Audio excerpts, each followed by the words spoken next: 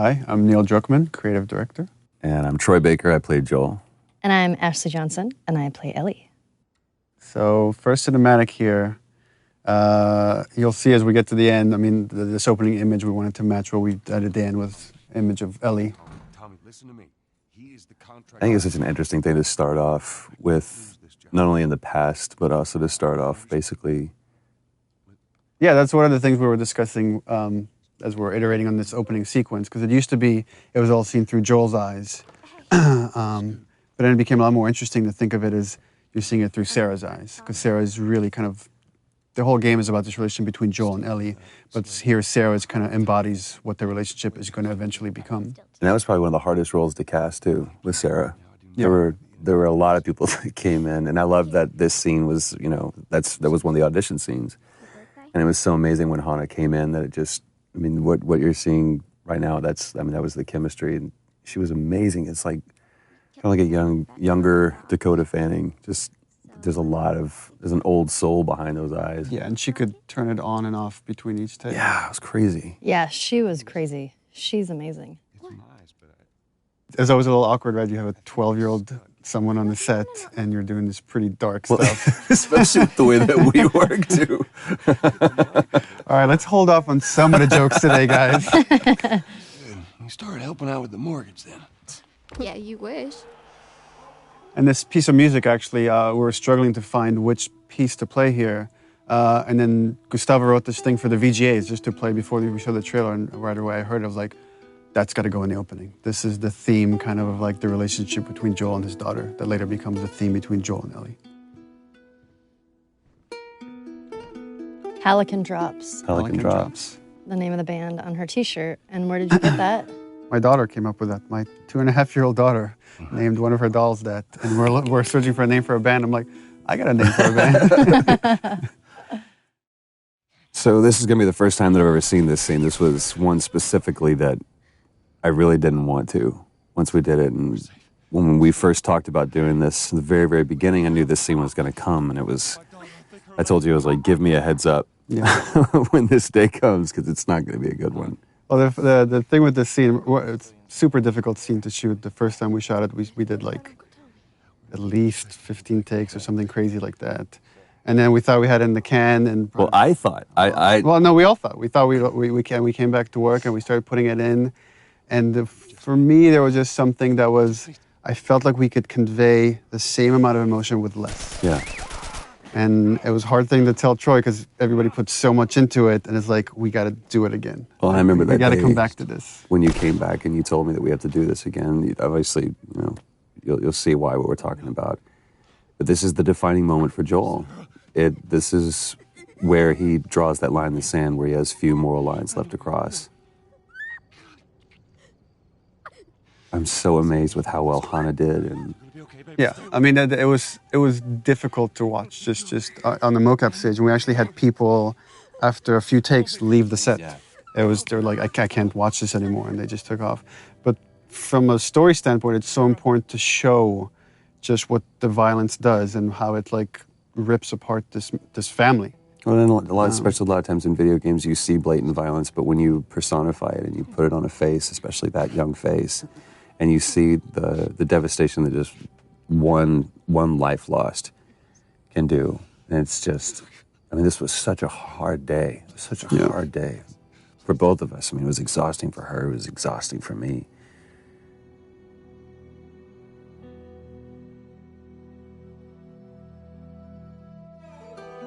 So the opening credits, the thing with the opening, initially we didn't want to do opening credits, we didn't even have the idea for this, but the jump felt too sudden to go from Sarah dying to then 20 years later. And making up. We found that when people watch it in succession, they're not paying attention when we start introducing Tess in the world because they're still recovering from Sarah dying. So we're like, okay, well, let's have this opening sequence that can kind of help bridge the gap.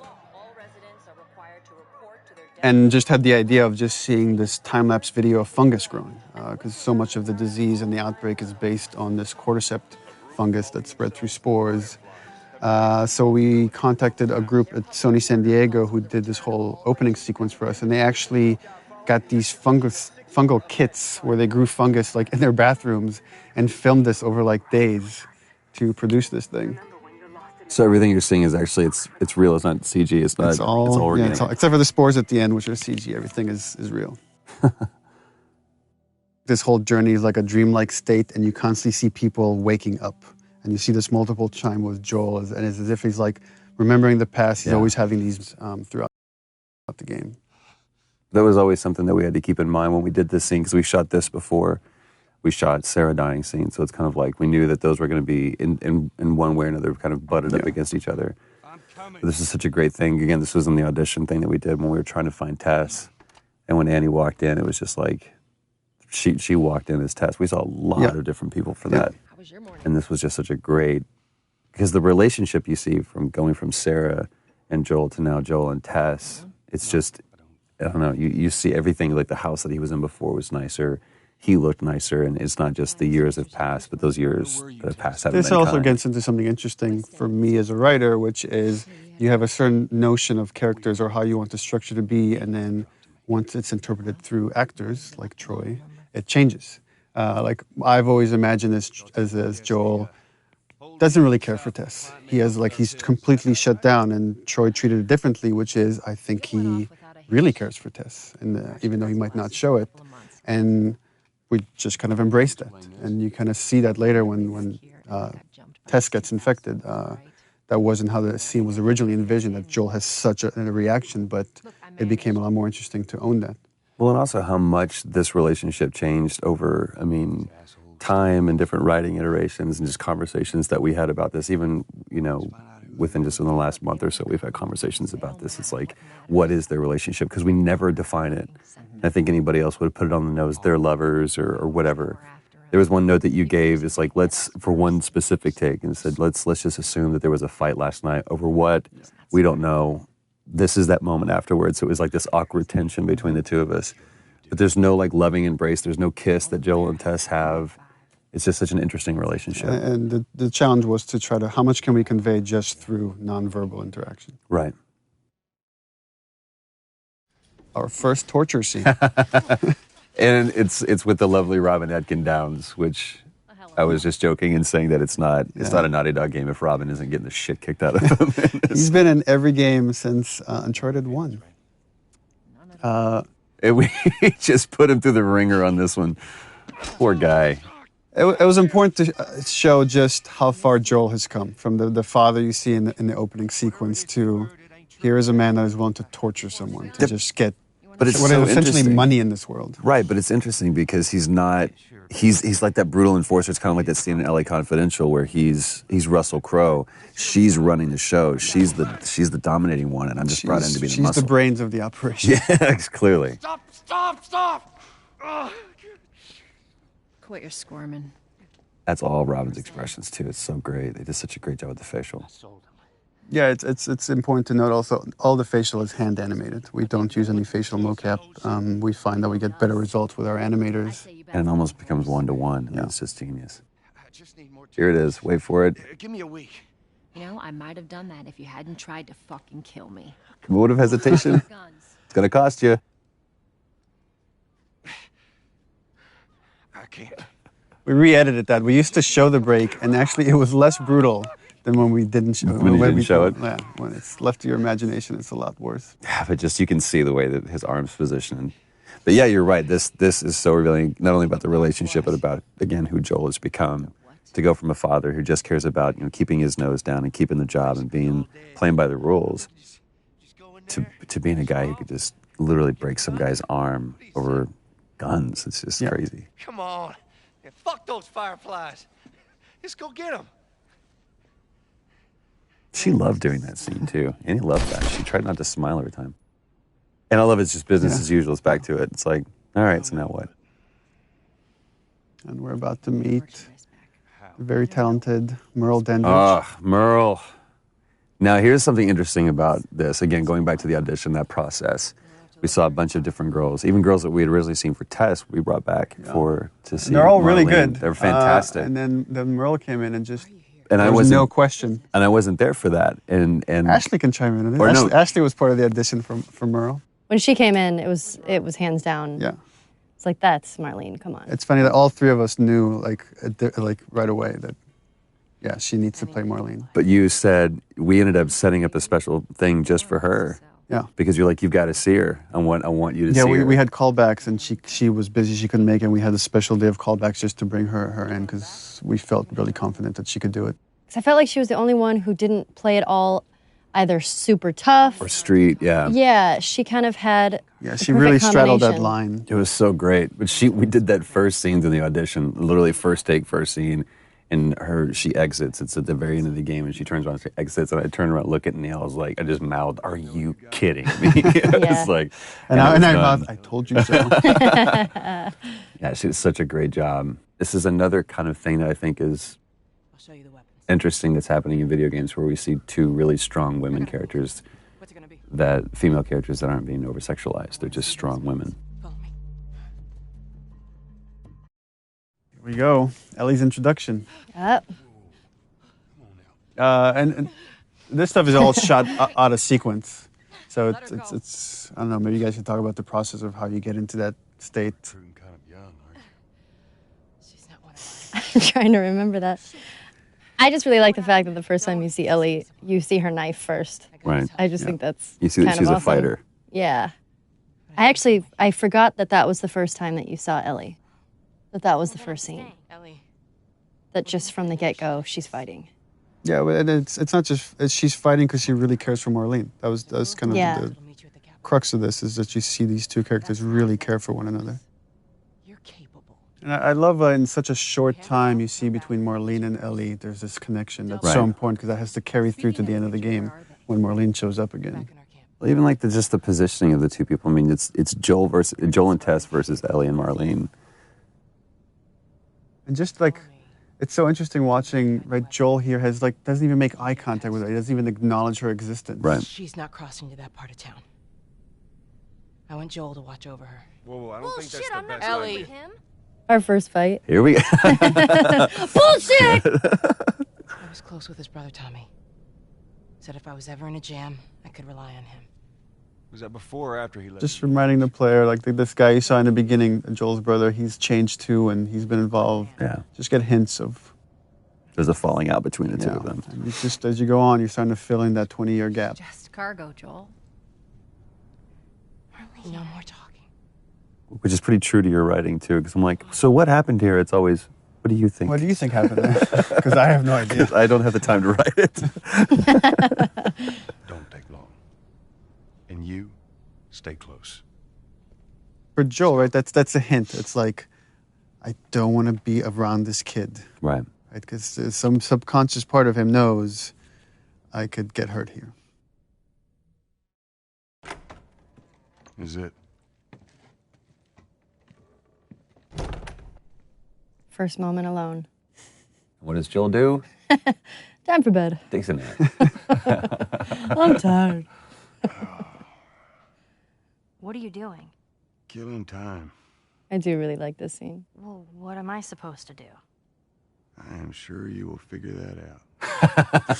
It's a great moment. It's another one of those moments too where it's like it just feels like Joel is just always exhausted. Like this world is just bearing down on him. But I love that moment too, where she points out the watch, where we get to establish that watch that. Yeah, and Sarah that's something gave we me. didn't have in the beginning. That's actually something we inserted after the fact. Not for this scene, but there's another scene where we have that. But I also love, like you said, the kind of the juxtaposition between Joel and Ellie, to where Joel's just, like you said, weary and exhausted, and you have this total opposite, almost antithetical thing of like this naivete and this childlike behavior that's wanting to explore. And it here shows up in this. she's talking about having bad dreams, like the idea that they are both carrying this baggage with them, and it's how they first connect. Look how dark it is. Can't be any worse out there. Can it? What on earth do the Fireflies want with you? Hey. Sorry it took so long. Soldiers fucking everywhere. How's Marlene? What a great moment. He finally addresses her, finally connects on that level, and that moment's interrupted. Well, it's also the first time kind of Ellie If you think about it, opens up to him. She's saying, "I'm scared." Right? That was the subtext of that question. That's true. Go get some guns. Don't do anything stupid. Move. Turn around, on your knees. It's such an interesting thing that we're like 2 hours into the game and we're still the enemy, if there is one, or just other humans, just other people that are on other sides of the law, but there's no infected, there's no clickers, there's no anything. Look the other way. I can make this worth your while. Shut up. Tired of this shit. What's the ETA? Couple minutes. I love the attention to detail, the rain falling off their faces. She's the one that strikes out first. Then it's interesting how Joel instinctively, when a gun is pointed at Ellie, he acts. Yeah. Again, there's something subconscious that he feels like he has to protect this girl, even if he doesn't realize it yet. Here it is. Jesus Christ.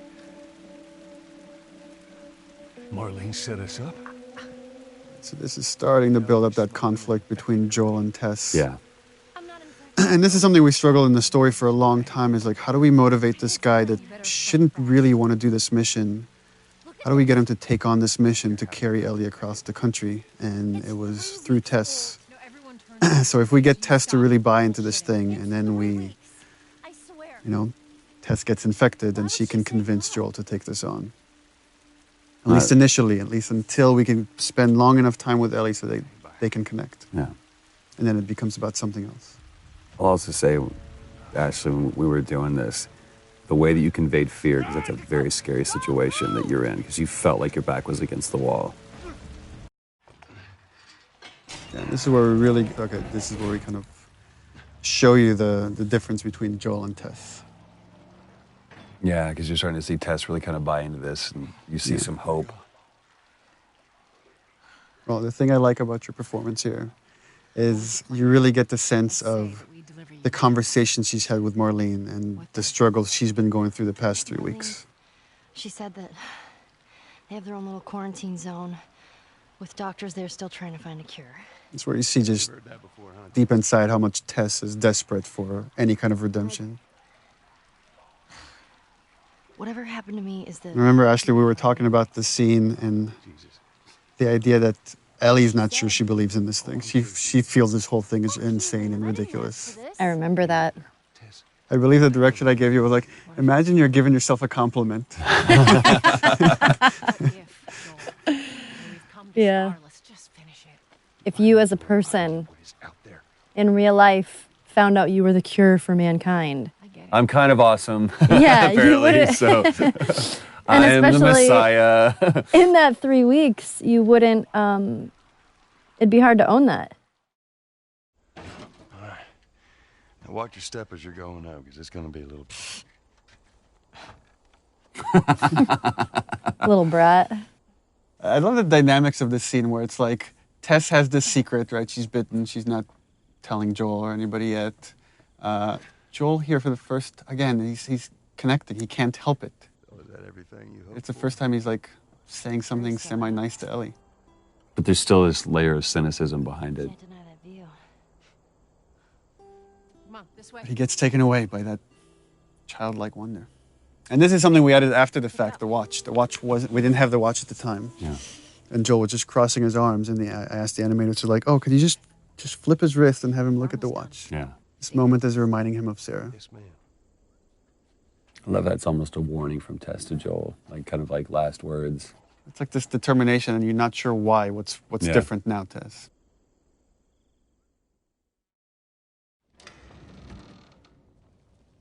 No. No, no, no. Tess's desperation. What happens now? I love and it totally comes across without many words or anything, just through the expressions on Joel's face, which is, I've put up with this long enough. Right. This is over. I've indulged you enough, Where's Tess. this lab of theirs? Oh, she never said. She only mentioned that it was someplace out west. What are we doing here? This is Yeah, not. that calm, pacifying, trying to talk some sense into you. I know that you are smarter than this. Really?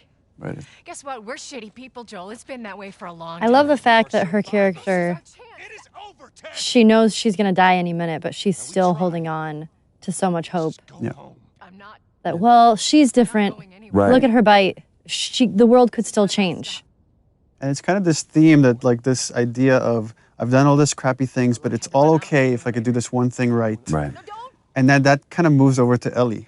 And we see that theme later when Ellie, like, talks about it can't be for nothing. I got to point this out. Everybody else, because this was a part of the audition scene too, everyone else did that "don't touch me." They screamed it out. And I love the way she did that, where it was like that first, "don't touch me." And it's Yeah. just that realization. And I love the fact that Ellie's the one that figures it out, not Joel. Oh, Christ. And again, the back and forth Annie's doing between this freaking badass to such vulnerability and constantly jumping back and forth. And she brought that every take. We're all like, because every take she's like full on crying by the end of it. She's incredible. You're right. She's such a badass, but she was so vulnerable at the same time. It's just such a, Shows Hard two thing to sides of the play. same strength too. God, I'm such an Annie fan. You have to feel some sort of obligation to me, so you get her to Tommy's. I remember you coming out of a take, and Troy's like, look at me, he's like, you don't understand. You're not right there staring into her eyes. I can buy you some time, but you have to run. You want us to just leave you here? Yes. There's no way that... This moment where, like, Joel's like in denial. It's like, there's something I could do. Not even understanding, like, she's gone. She's already gone. There's nothing he could do right now. And also, she is just laser-eyed on Joel doing that, even though she's talking to Ellie. No, just go! Tess has to snap him out of it. It's like, you know that you have to do it. Ellie. And I believe this is the first time Joel refers to Ellie by her name. I don't think anywhere else in the game he does that. Beforehand. And again, it was important to stay. We stay with Tess, just showing. Here's her emotions finally coming through when Joel is gone. I like how I don't remember if we talked about this, but Ellie has just this, clearly a problem with authority, where somebody's telling her what to do. Yeah, for sure. I think that also, I have a problem with authority. So that came out a little bit in Ellie. Tess. I don't even know what Here's how this thing's gonna play out. You don't bring up Tess. Yeah, that's so. Joel knows what he needs to do to survive, which is just let go. Needs to let go fast of these things, or they will kill you. Don't tell anybody about your condition. They That's think you're great. crazy little I love that he refers to And lastly, you that as her Condition. You can very acknowledge. Just We're he's still trying to search for the term for it. You being the whole cure for humanity thing. Good. I love that he Close says good, enough. but the subtext is clearly like, all right, good enough. Yeah. That's all I'm gonna get out of this kid. Good chance he could get us a car. Okay. Let's get a move on.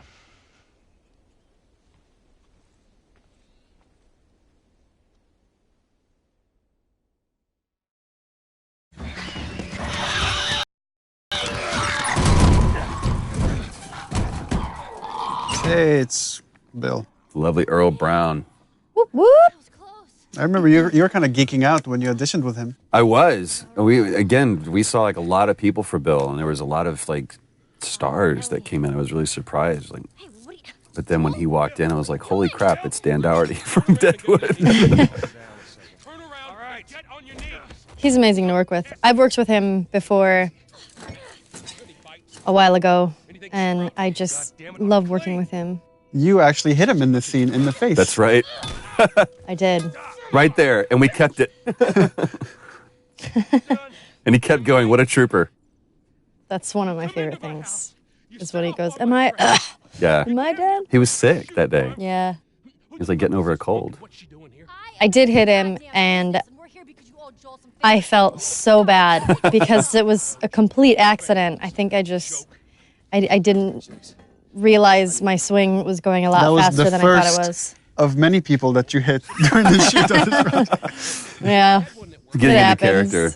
happens. Well, I also love this business that he's doing here too. That was something that he completely made up.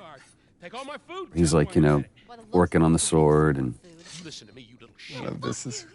I need you to shut up. Again, I love this moment, this paternal thing. Like, just shut up, kid. I need to handle this. He's always a dad. Actually, Bill, they are. Well, it don't matter because I don't have a car that works. But there is one in this town. Parts. There are parts in this town. Meaning that you could fix one up.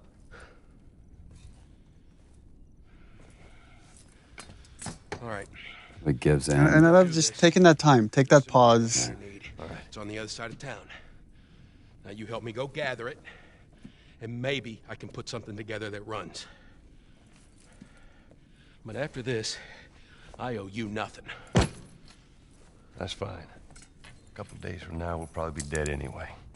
And it's like opening handcuffs, but again, I see it as this almost tender moment between Joel and Stay Ellie. right on my ass. Can't miss it. Another great Ellie line. Smart ass.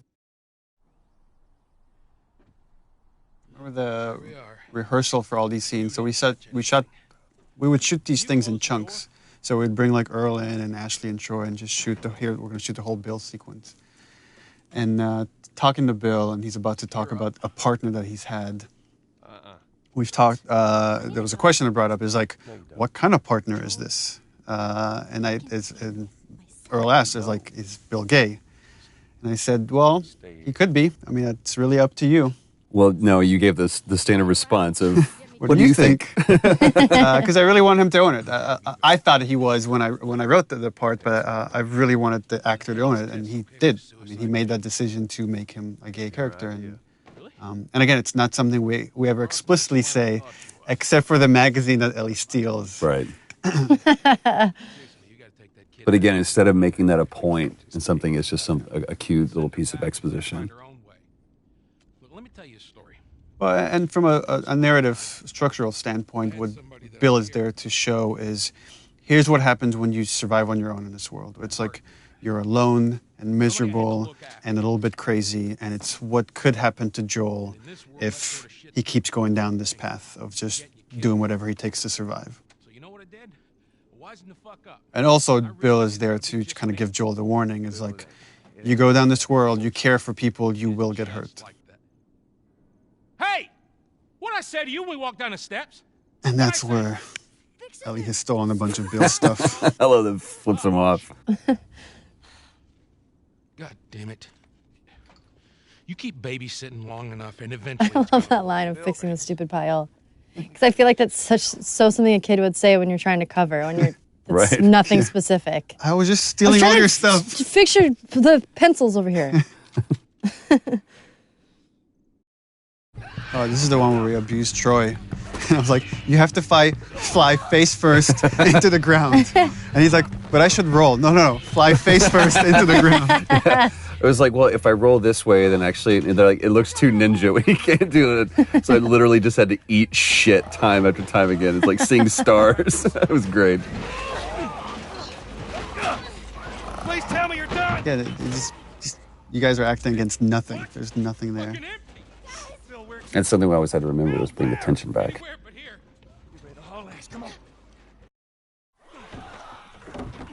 Left too that he closes a glass door like that's going to do much. Yeah, right. So that worked out well. Oh, the thing I love here is that, that Bill constantly brings up Tess, not knowing that Right. Tess is dead because Joel doesn't want to talk about it. Right. But here it gets to Joel. And this is something that you guys actually just improvised. That wasn't in the script, this big fight that happens here. It was much more low-key in the script.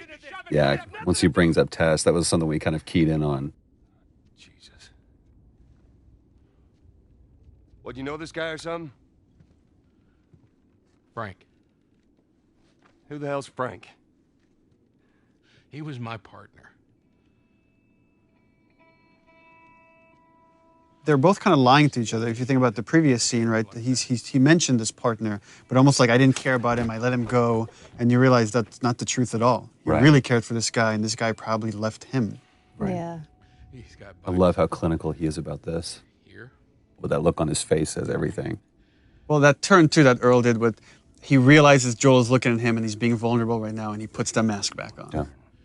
And I remember like seeing that moment from Earl. I was like, yeah, we cast the right guy.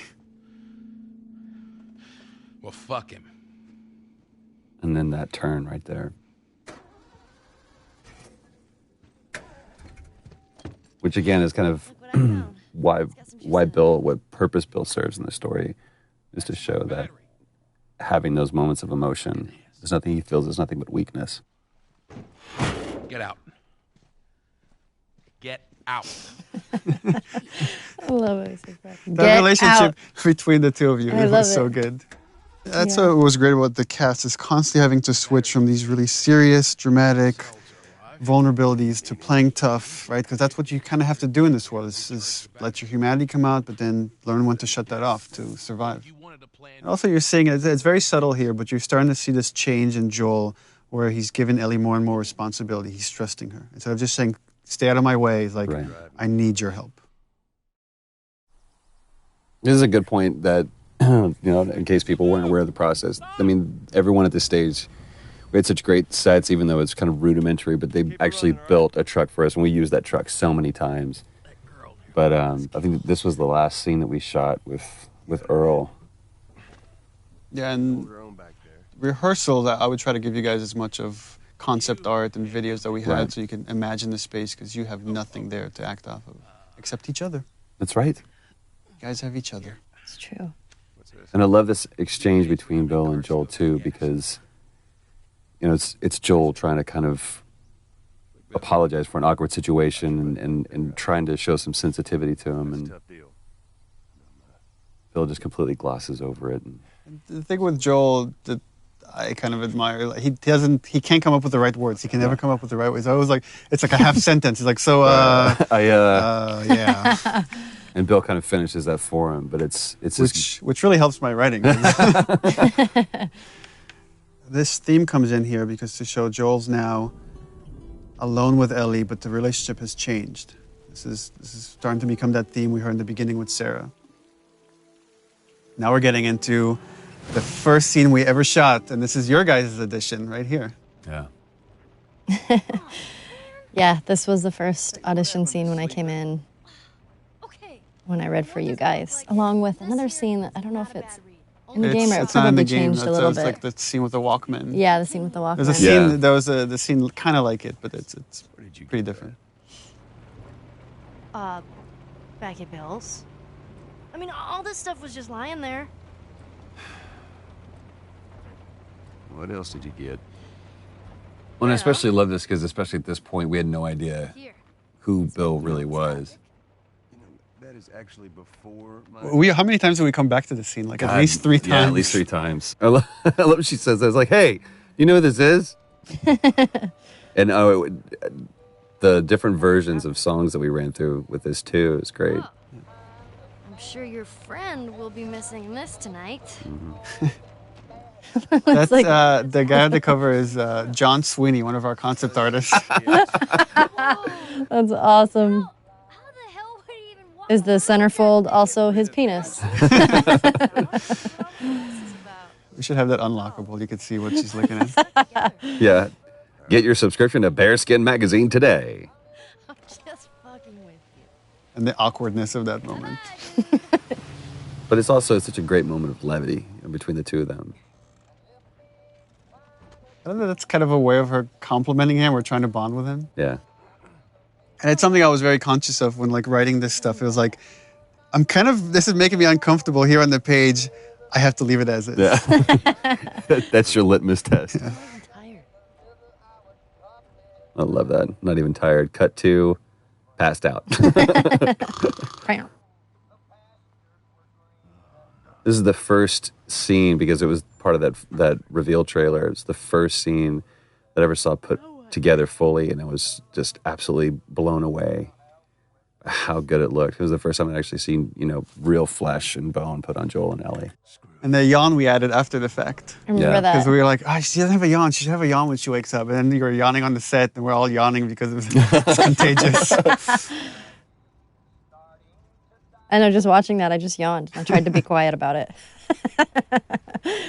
I love that this moment of silence and kind of peacefulness is broken up by this. So just, Joel knows this trick. What about the guy? He knows it because he's done this before. Right. Poor John Bentley. And I love, again, how that music is playing not as a score, but coming from the car. It's just great.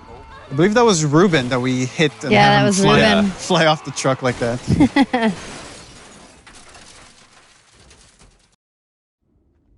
First really dramatic scene we shot, and it became kind of the touchstone for how the characters should look when they're I feel sick.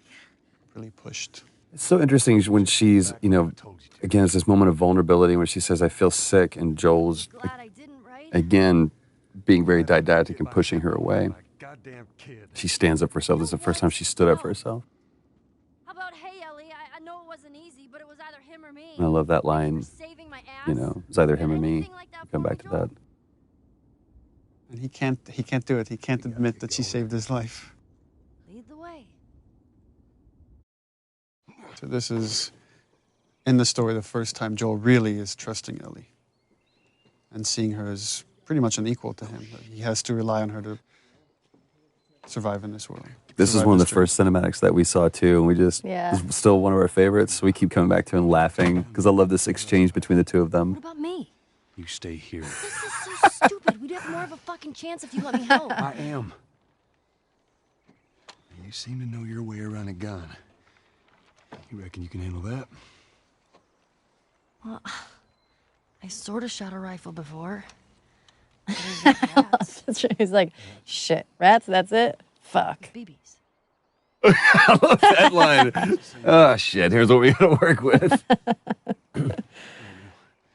We usually avoid these kind of cameras that rotate around something that are trying to do too much, but it felt like this moment kind of needed it. Yeah, I love It's it. a weird parent-kid moment. Yeah. As soon as you fire, But he's teaching her how to shoot to kill. Get another round in there quick.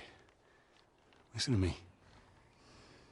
If I get into trouble, There's a really nice, every when I watched like Ellie's performance, this balance between she's trying to be a hard ass, but you could see in her eyes she's kind of terrified of the situation. Yeah. But even in this, there's almost a little bit of excitement there, too. Either whether it's about the reality of her killing isn't real, or if it's just, I have an opportunity to make Joel proud.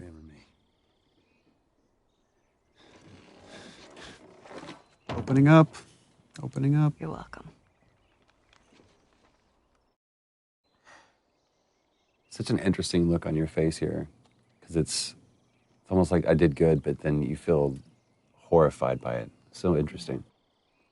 It's like, even though Ellie's used to killing, used to seeing this stuff in this world, it was still important to show this is having an effect on her. Right. And you're going to see that kind of carry throughout the game. Well, it also kind of carries over into this moment as well, too, because I realized what I just put her through. I love the way that, we took that away from her. It's like almost gingerly. It's like, give me that. It's like, he can't really compliment it because... Right. You did just good. what you Yeah, had- there's no yeah. pat on the back. about something But then I turn around and I give her this, and it's like a little more you said, there's a sadness to it. Yeah. It's sad that in this world, these are the things that you have to bond over. Like, here's your gun.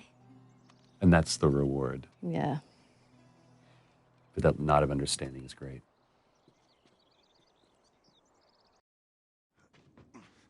Brandon and Najee. There you go. Yep. Brandon, I think, had the hardest audition of anyone. Yeah, no kidding. Because I literally almost took off his head.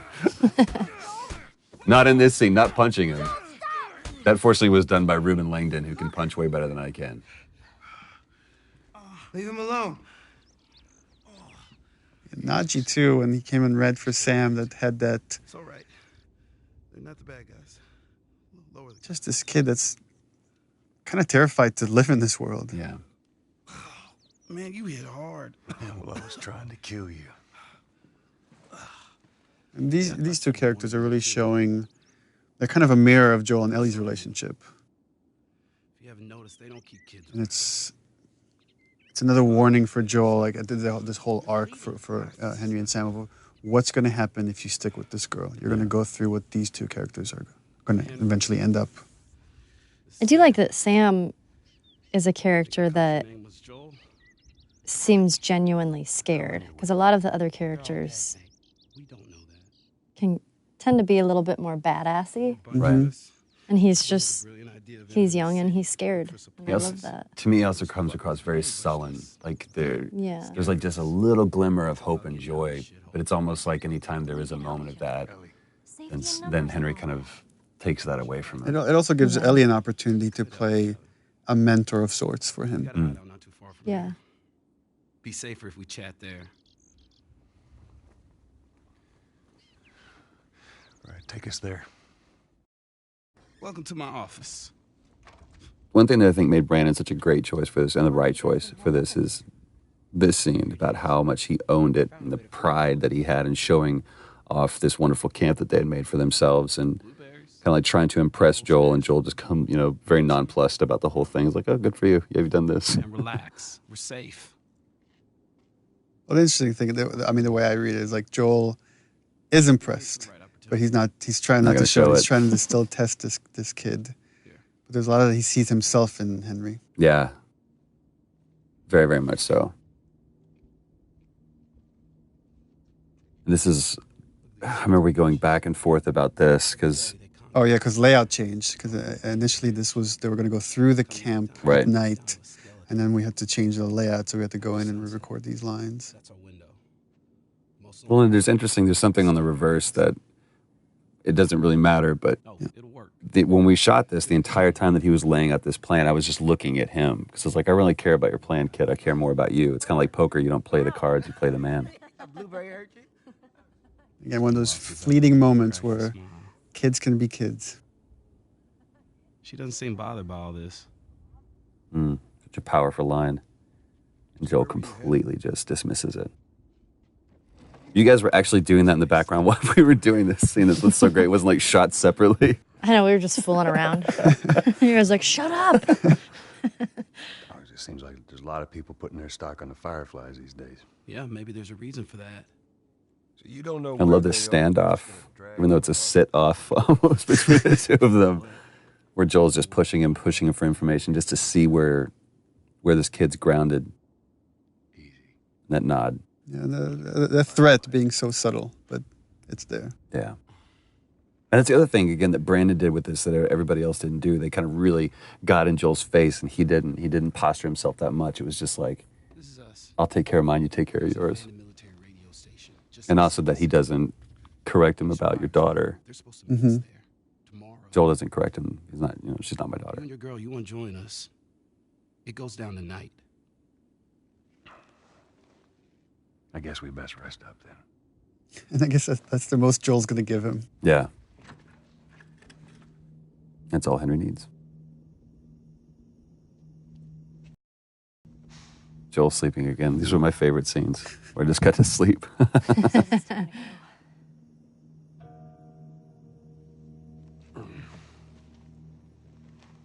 going to be moving fast, okay? And the idea of these two pairs that are coming together. And they were such great brothers. Brandon and Najee did such a great job together.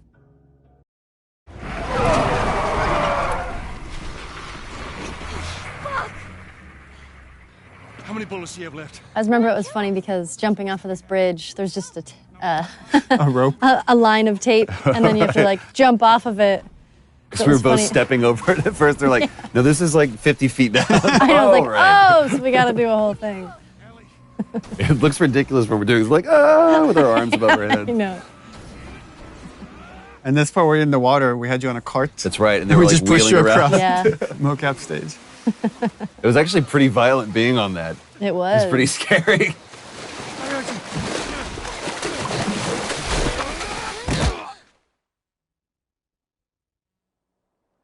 This was part of the audition scene that Brandon did that really just kind of helped us realize we had the right Henry. He's awake. Hey, you.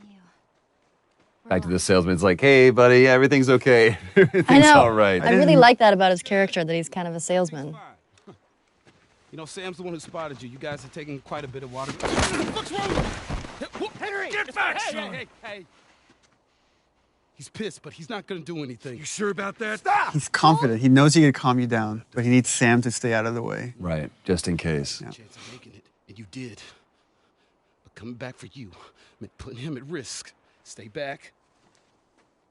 I think there's already the change there. Joel knows it's true. Yeah. Joel wouldn't have come back for him. I saved you. And even when we were shooting this too, I mean, that's you really get into that moment, and every time that I felt that hand on my shoulder, it's almost like that Hulk moment where you realize, oh, and I felt bad for letting you see that part of me, because so far I really haven't, in these moments, let that demon out. I've done what I've had to do, but this is just cold-blooded murder I'm about to do.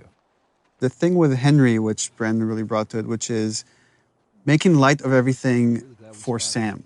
Everything is done for Sam. Right. I think he really is intimidated. He is scared in the situation, but he's making light of it so Sam isn't as scared as he is. Because the second that Sam sees that he's scared, Sam will be scared. Silver lining kid. You're gonna be really happy you didn't kill me.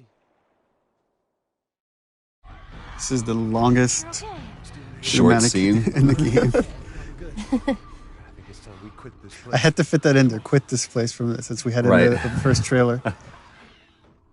I can't quit you.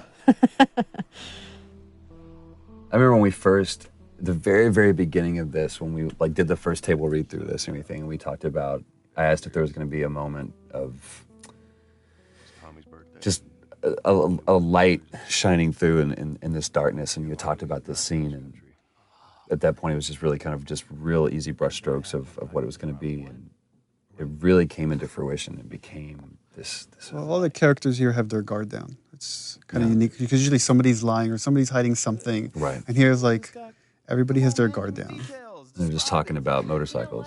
You two deserve a little privacy. And you were really giving too on this. We spent a lot of time on this, and there was this one scene where you just kind of let me ramble about you know, to where we really feel like we're coming midway into a conversation.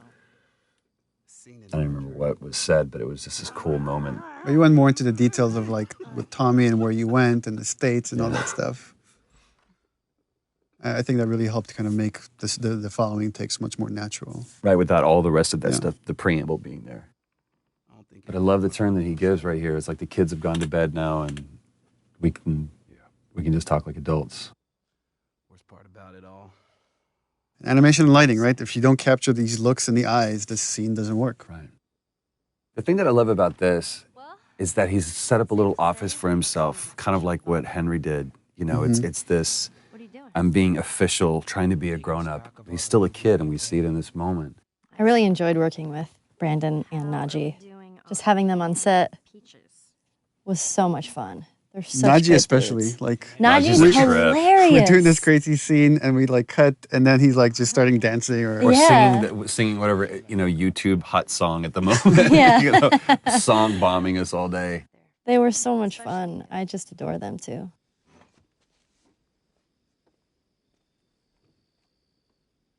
Is everything all right? You got an opportunity to put so much of you into Ellie. That's just because I can't write, so I just listen to Ashley talk and it's like, oh, that's a good line. Have a good night. That's giving me way too much credit. How is it that you're never scared?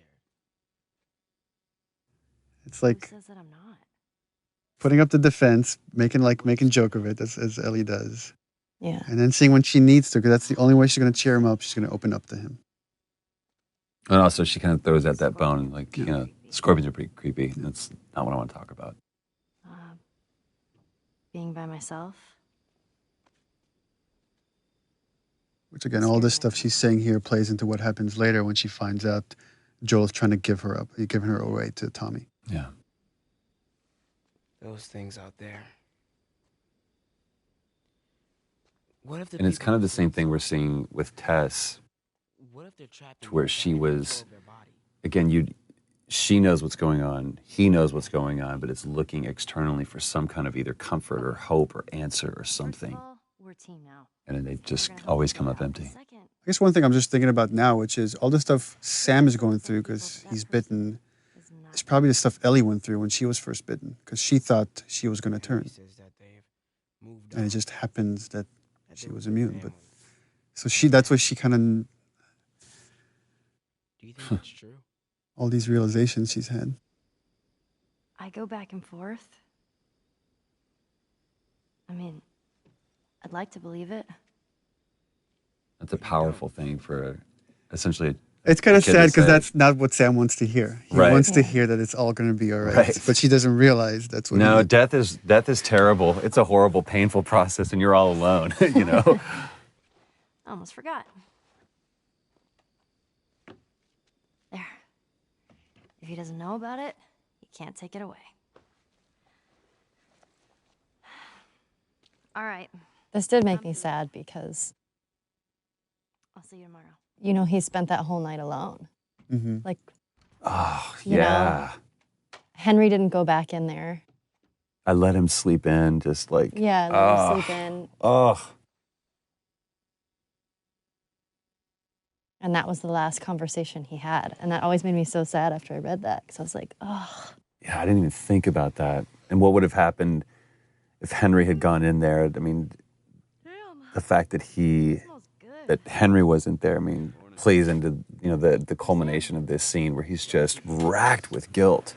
I mean, one thing we're very conscious of when putting the story together is we would have these really kind of dramatic moments that change the characters significantly, and then we would cut to some more time in the future. Yeah. And so you don't get to see right afterwards what happened to it, and then you get hints of how this affected the relationship, which is what you get into the next gameplay sequence. And this whole thing is, it's a huge change in Joel here, because now he sees, this is what's going to happen to me. The same thing that's happening to Henry right now is what would happen to me if I'm going to keep going and let Ellie get hurt. Yeah. And it's like, after this moment, he makes the choice, like, I need to give her to Tommy. Oh my God. Sam? Oh no. I have no idea what that would do to a person to actually see that, to have to do that. Ellie, stay there. Yeah, I remember talking with Brandon about this when he's saying it's all your fault. He's not talking to Joel, he's talking to himself. Yeah. Oh, okay, easy. Yeah, the thing that's cool with this piece, Gustavo's music, is that you're carrying that weight. You're carrying the weight of that emotion of everything just happened onto the next scene, which even though they might not be thinking about Henry and Sam right this moment, but it's just that feeling is lingering going forward.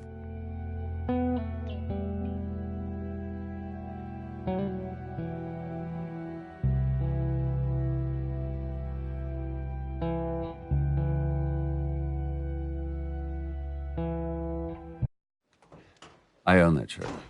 I'm pretty I sure still think we own should it. sell off our mocap suits for charity. Unwashed.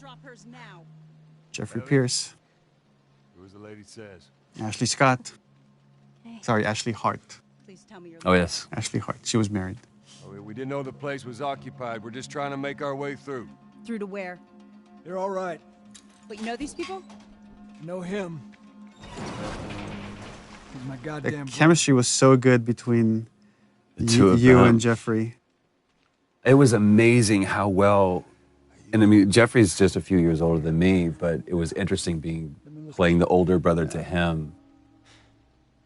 And yeah, we felt like brothers immediately. It was crazy. Oh, well, Jeffrey came, I mean, we almost cast Jeffrey Yeah. as Joel. And then once, like, months later, we needed to cast Tommy. I was like, oh, Well. what's Jeffrey Pierce doing? That's pretty good. Thanks for not blowing my head off. Would have been embarrassing, considering you're my brother-in-law. And Ashley Scott, she came really close to being cast as Tess. And Yeah. when we needed Maria, I was like, oh, We Ashley got the Scott. perfect person. There were no auditions for these roles. I love this awkward setup of this is how he meets his sister-in-law. How he meets Jeffrey's, you know, or Tommy's wife. Story. Why don't we bring him inside? And you just get to see here now how Ellie's starting to become more secretive. Well, also, it's and like guarded. the way they're standing and everything, it's like Ellie's kind of alone now. Like now it's like Joel is with Tommy and... There's no one familiar with Ellie. It's quite the crew you got here. Hey, they're good men. This place gives them a second The chance. theme of redemption. Gives us all a second chance. So why'd you leave Boston? We went through this so many times. I've been on quite the adventure. And each one of them I thought was great in its own little version. It was just kind of like trying to pick the right one. But this is where you get to see... Well, Joel's putting up a front here. I mean, he's trying to... He's pitching his little yeah. brother. And it's so interesting to see them slip, how they're two different men, but they instantly go back into those roles that they were before. can show you. And just by the behavior here, you get hints of what happened in those 20 years. Right. How dark things went. Why bring her here? Supposed to deliver to the fire. Like they're playing nice. Right, they were happy to see each other, but now it's like, It's oh, right right, underneath the you surface. haven't changed. You know where they are.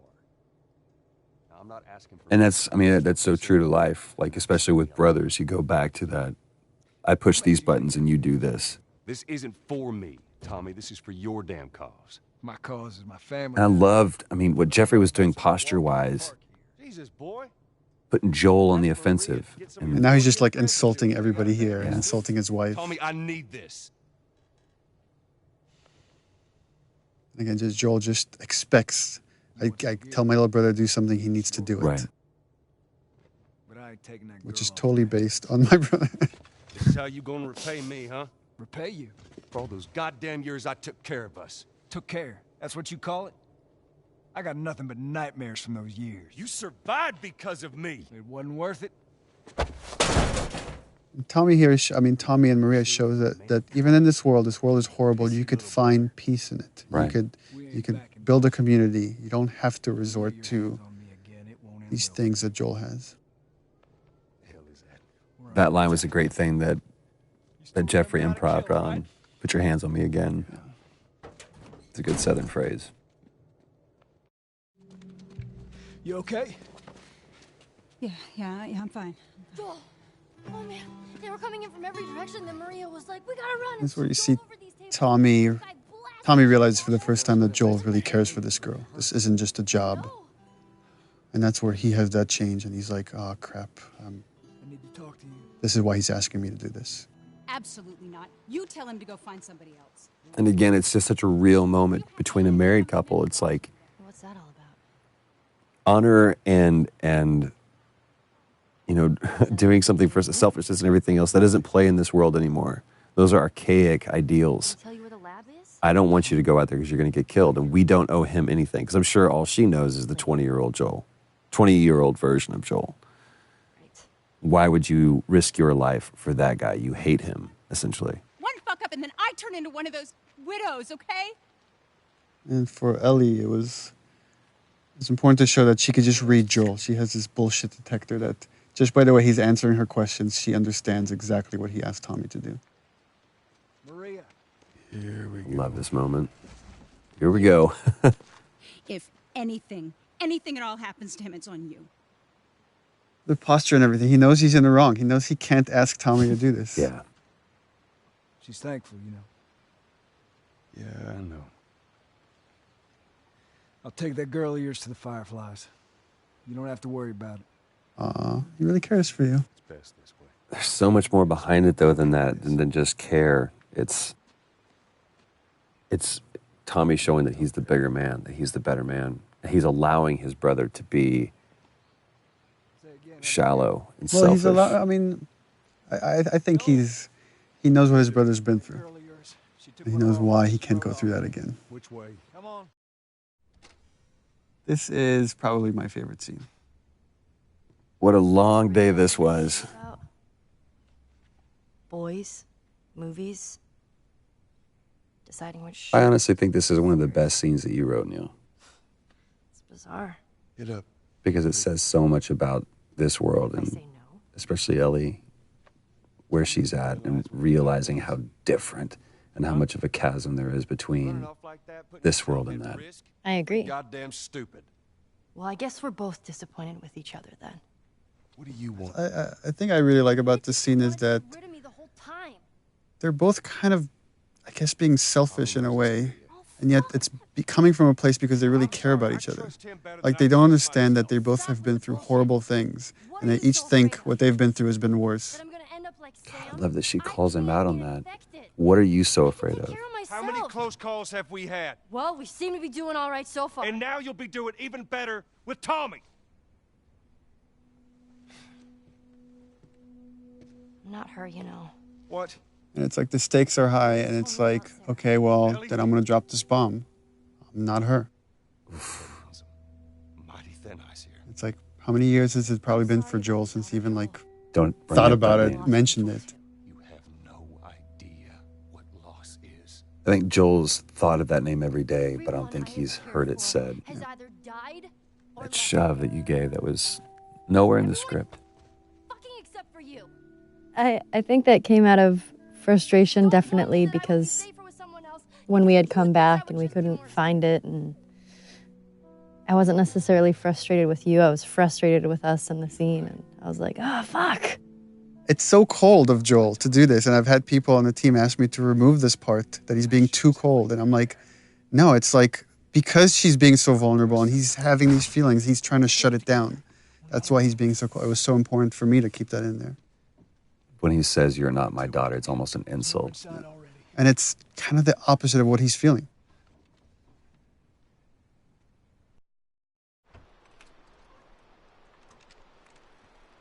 This scene was such a great opportunity to show even just like all these mini arcs with characters.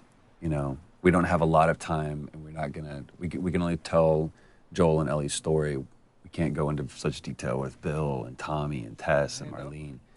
But you get this great resolution between these brothers because you get the full arc of it in just a short amount of time. It's like the way I approached it is the seed has been planted. Like when she says, I'll just be more scared, that Joel just needs time. And in time, he will change his mind because he doesn't want any, deep down, he doesn't want anything that will hurt Ellie or. So over there, the idea is just this little horse riding montages. That change is brewing. And Gustavo's music doesn't hurt. What's so great about how this plays out is there's really nothing happening but just this passage of time. That used to be a level that you played through. And just during production cuts, we changed it. So it actually worked out better. It just became this idyllic idea that you never fully reach. You just see it from the outside. Where is this lab of theirs? It's all the way out, University of Eastern Colorado. Pointing out this moment that there was probably a time when these two used to watch college football together, you know, and calling out. It's like, go Bighorns, you know, for our college that we made up. I want one of their T-shirts so bad. University East Colorado, because Colorado is such a big state. I don't want her coming after me. Sorry for stealing your horse. Well, come back to town. Let's discuss it at least. You know me, my mind's all made up. University, Eastern Colorado. How do I find this lab? It's in the science building. Looks like a giant mirror. You can't miss it. And the idea of offering Joel a place of refuge, a place of redemption. Well, and originally we had some, I think there was a line that I threw in there or something. It was like maybe someday or something. It was just too on the nose. And we ended up saying we don't need that. Yeah. It just needs to be the look is enough. Well, and the offer to me is enough. Mm-hmm.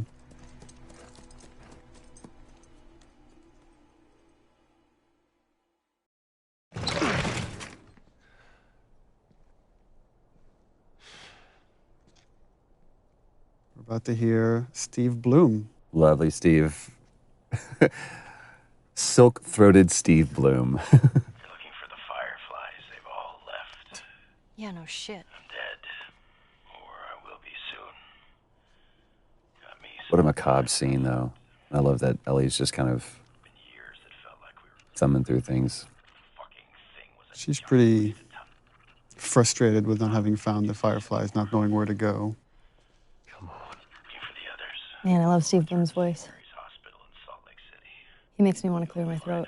Trying to save the world. It's mean. Good luck with that. Do you know where that is? I know the city. Is it far? Again, this is where we really start kind of getting the sense of how Joel and Ellie are just chasing their tail. There's, chasing a phantom. Get down. Oh.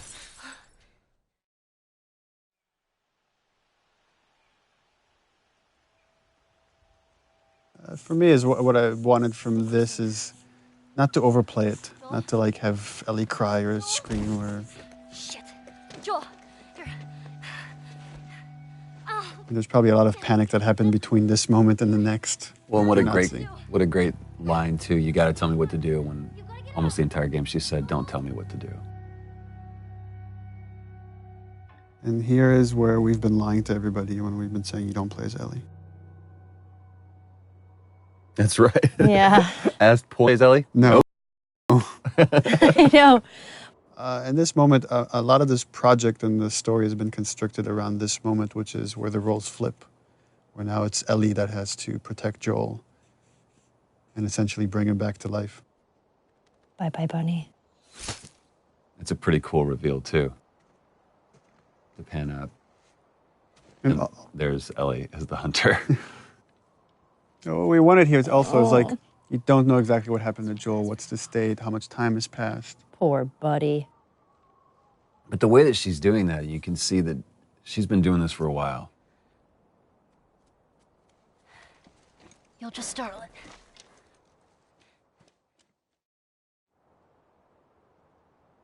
Remember how tired your arms got holding that bow stretched? That bow, it was so heavy. And I remember that I was shaking and I was like, hey guys, this is really heavy. There's David. Nolan North. Nolan North, ladies and gentlemen. Ruben Langdon is James. Ruben Langdon, ladies and gentlemen. Sorry. Here's my friend James. Remember, like, I showed Nolan a part of the game early on, and he's like, oh, you gotta get me a part somewhere in there. I'm like, okay, I got something for you. I got a role for you. But I will say this, because I was on set just for a brief part of this, but that's when I've always been a fan of Nolan's work, but that's when I was truly awed by him at how he crafted this character. He took what you had and just really brought it to life. Yeah, I told him the most important part is don't play a bad guy. Yeah. This guy's charismatic. We have to believe that people will follow this guy. And that Ellie could trust him. Yeah. Buddy boy can go get it. He comes back with what I need. The deer is all yours. Anyone else shows up... You put one right between my eyes. That's right. It just shows what versatility Nolan really has. Yeah, that voice, It's so comforting. it is very comforting, but it's interesting now that I'm hearing it, knowing what we went through. It's a little unsettling now, hearing it. 'Cause I'm like, ugh. Back up.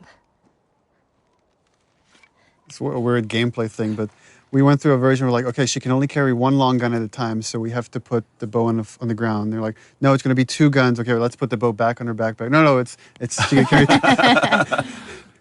And we removed the scope. They used to have a scope on it. We're like, oh, we don't want Ellie to have the scope.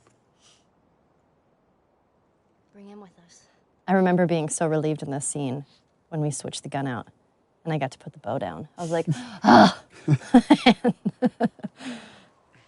I love how David complies, too. How he just kind of, like, submits to a little girl. Well, the thing is like, he knows the stories. He knows what happened in the university. And he's trying to figure this kid out. This whole sequence, he's sizing her up. How early or how late on in the script did you write David? It was written not that long before we shot it. Because I remember you, it started out mentioned, from like, a pretty Cannibal small... King. Yeah, it was referred as the Cannibal King. We just knew that Ellie was going to run into the worst of mankind and she would persevere and come out on the other side. But then once, like, Nolan came in and started, like, putting David together, it was like it became a lot more interesting to make him this really charismatic guy that is just infatuated with Ellie.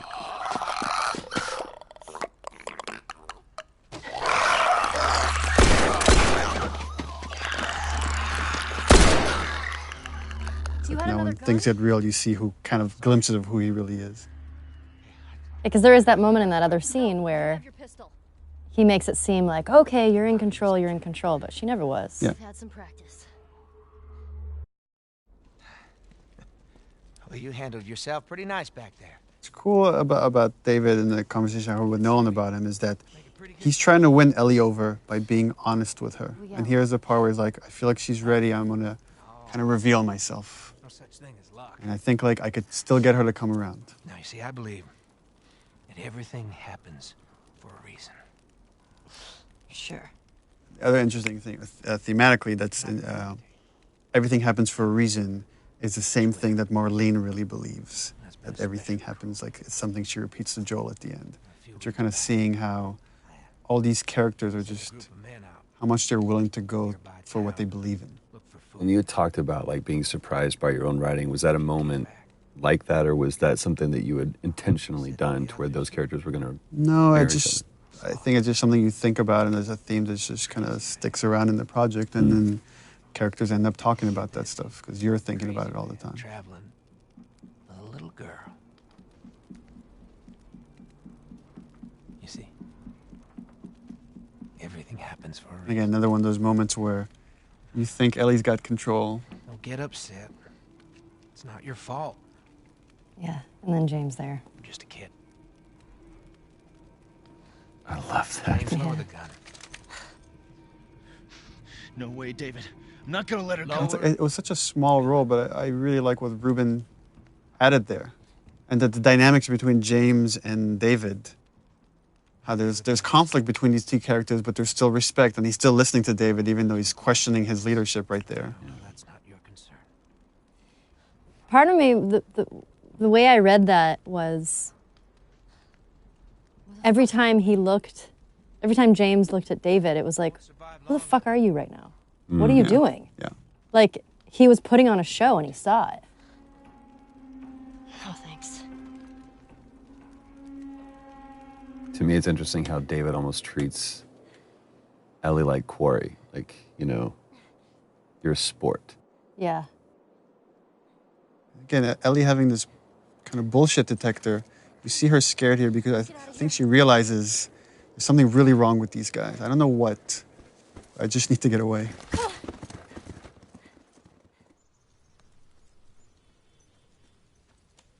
It's interesting from watching this, though, I would completely believe David. I'd follow the guy. It's crazy. It's because you're a cannibal. This little moment, this breath before going to see what's downstairs. And again, for players, it would have been like a while now since they've seen Joel. Joel? Once again, Joel's asleep. I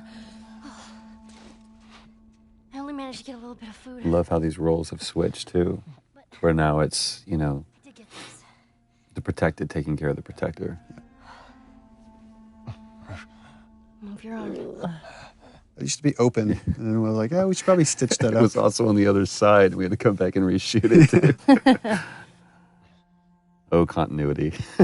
Actually, this one, I remember we shot this one again because this is going Naughty Dog method. Everybody can like say the 2 cents. Amy Puckett, one of our coordinators, said, "Where's Ellie's backpack?" And we shot it without thinking about Ellie's backpack. And it was like, oh, we should bring it back in and use it as a pillow. It's like such a cool little touch. You're gonna make it. Yeah, those shivering things was pretty cool. Yeah. The towel thing, right? Let's see, you did that. Well, yeah. I mean, he still obviously he animated it, but a great moment of them falling asleep next to each other too. Again, her watching over him.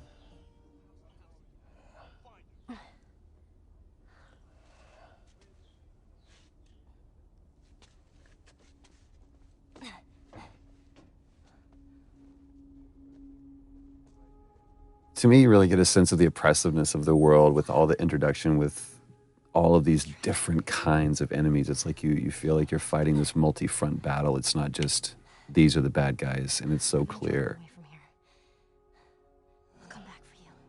yeah, and just how much Ellie's now willing to put herself on the line to just get them away from Joel.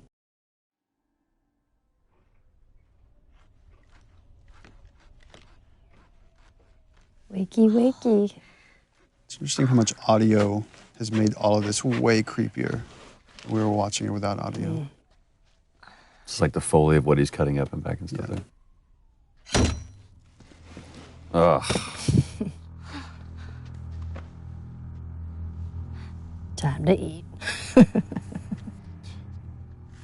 that's the first time you actually see what it is, that you've heard them refer to it. No, actually, this is the first time you just see it, and it's it's again, I really wanted to downplay the whole cannibalism thing. It's just something they have to do. Super.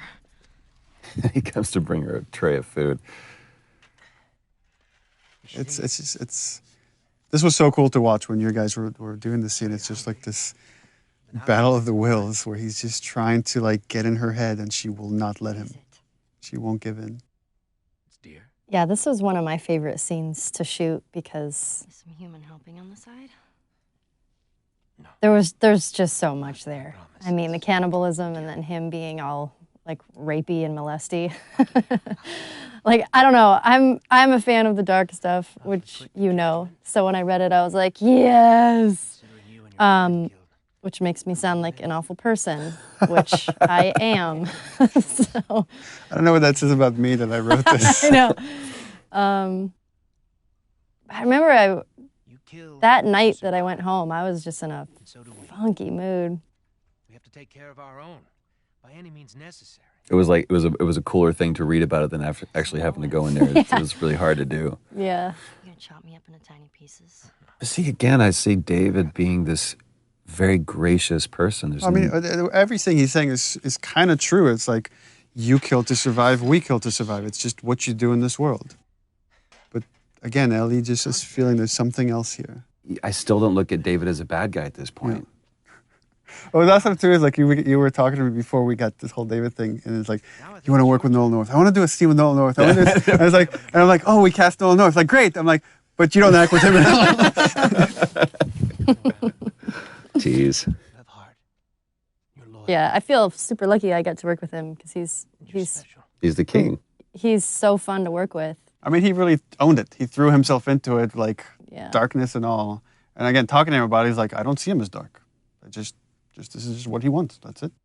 I think David believes his own line of bullshit. Or whether it's bullshit or not, I think David believes that he actually is doing the right thing. I mean, that's the other thing we discussed with Nolan is like there's a religious part to David, even though I never wanted that to come out in the script. But he really kind of believes that he's been sent here and he has this destiny that nothing can really harm him. What am I supposed to tell the others now? And you really took that on the chin that day, too. Man, this whole sequence with David, I was so beat up and bruised. I remember you came back the following day with bruises. I was like, guys, look at me. I had bruises like, everywhere. Oh, that looks bad, but we're making a game now. Yeah. I love that you made it the little girl that broke your fucking finger. Yeah. That was a good call, Neil. Well, he calls her stupid little girl, so she throws it back in his face.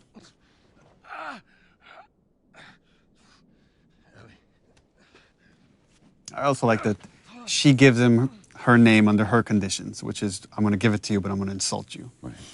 I also like the fact that Ellie is still so strong that even though she's in that cage, she's still kind of in control. Yeah. But it's a much stronger, that's a different strength than you'd shown anywhere else in the game before. It's like that winter was a really, really hard winter for you. Here's another funny scene. Wow. Well, and you're wrong. I did get to actually act with Nolan in this. Nolan was a trooper and let me torture him. Although we did record over his lines with Liam O'Brien. That's right, the lovely Lob. The lovely Liam O'Brien. This actually is my favorite scene in the game. Is it really? And it, after I saw you guys shoot it, and then when I saw the animation and everything, I was like, I just love the scene. What is it about it you love so much? I love that Joel is just quietly violent. And that you pop off the guy's This is his kneecap. job, right? This is what he's good at. Yeah. And it's also for me, when we talked about this, it's like Joel going back to this, like, all right, you want this guy? I'll be this guy. We've spent almost the entire game for him to stay away from being that guy. But in this, and it's like, I still know it's like how we're to going fuck back you to up. the moment in the beginning we saw him with Robert and Tess. Yeah. This is what he does. This is what he's done in this world.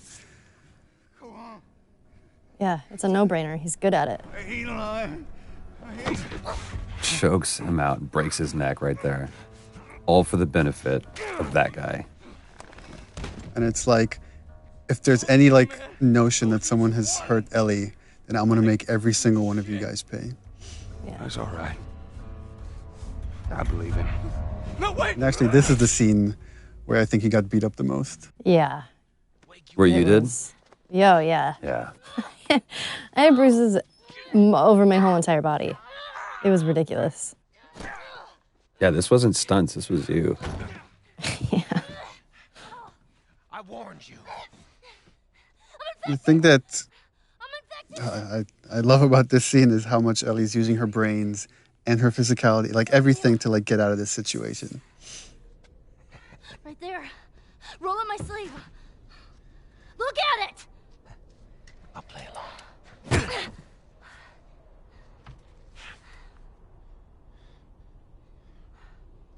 What'd you say? Ruben helped so much during this part because choreographing sort of all of the little movements were so particular. And I think everybody sort of knew at this point that I kept hurting people. So Ruben was like, you have to give her the foam knife because she will hit me.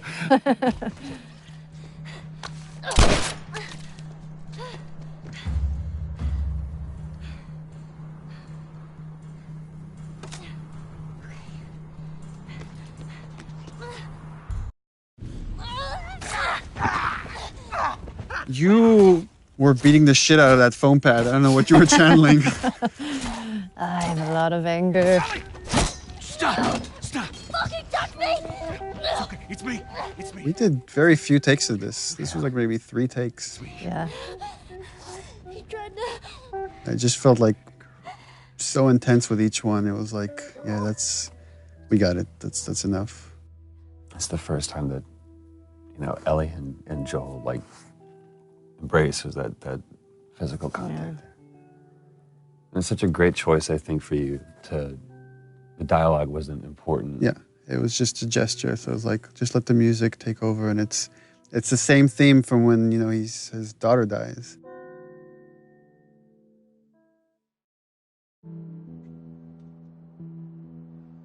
This was the scene where you got the most emotional. You almost cried in this scene. Oh, that's right.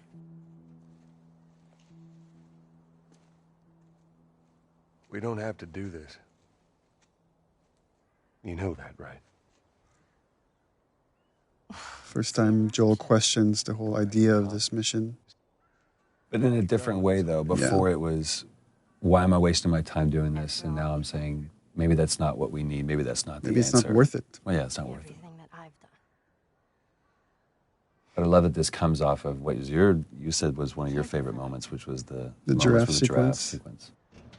That fleeting moment where Ellie gets to be a kid one last time after the whole David sequence. And how you even played that visually with, you just kind of catch the very last end of the giraffes moving there. So here we go.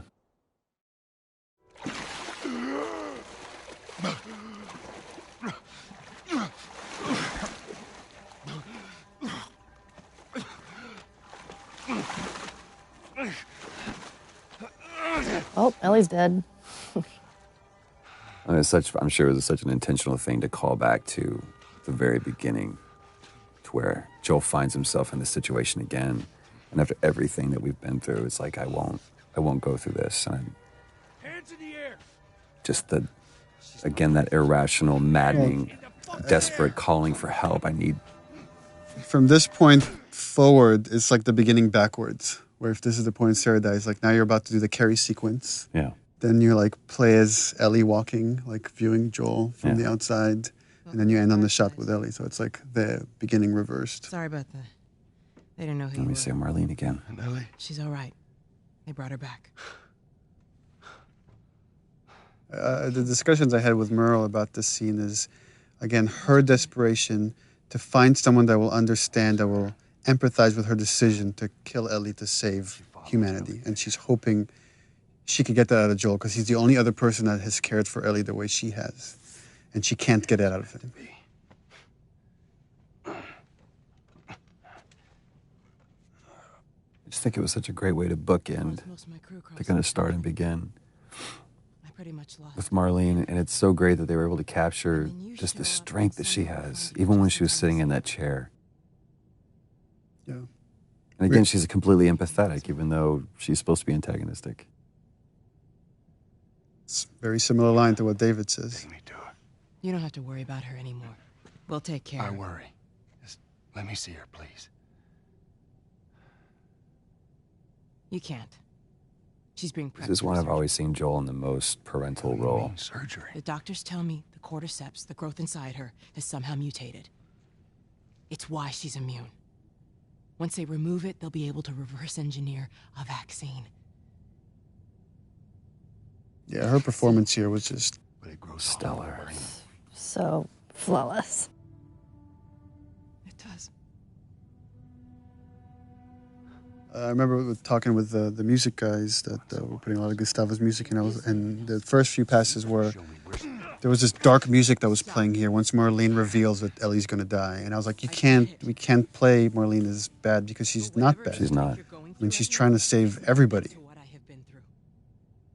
I knew her since she was born. And if anything, I told them, was like, you can go dark with Joel. Because again, when Ellie's life is on the line, Ellie's in danger, he lets himself slip back into the murderer, the killer, right, however you want to view it. It's so interesting. I wonder how many players, like, especially in this moment right here, how many sided with Marlene and how many think that Joel was actually the wrong one. It's like, dude, listen to what she's saying. At the same time, this is the theme of the game for me right here is as a father, you will kill everybody else to save your kid. And that has always been kind of the through line for me is Joel's willing to go to the end of the line, meaning sacrifice humanity to save Ellie. Again, Robin Atkin Downs. Guess what's going to happen to him? But this was so cool, too, because, I mean, we've seen all the way through both cinematic and gameplay, you know, Joel was able to take on everybody, but just this moment of resolve that I'm going to wait for my moment.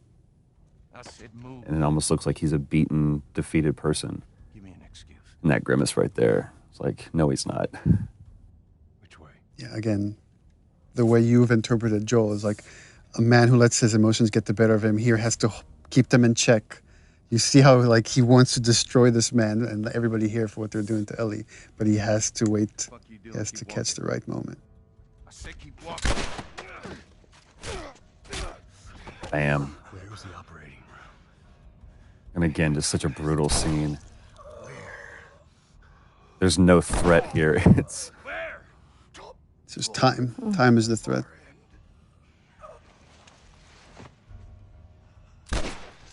Now I'll let you die.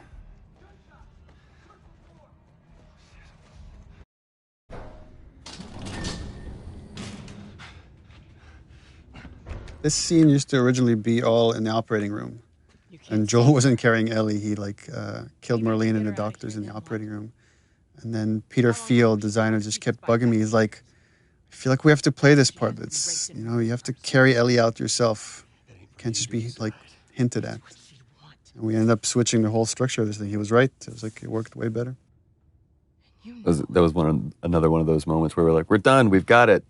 No, we don't. as a cinematic, it was. I thought it was perfect. But as a bigger part of the game, it was weaker than letting you play through some of it. She won't feel anything.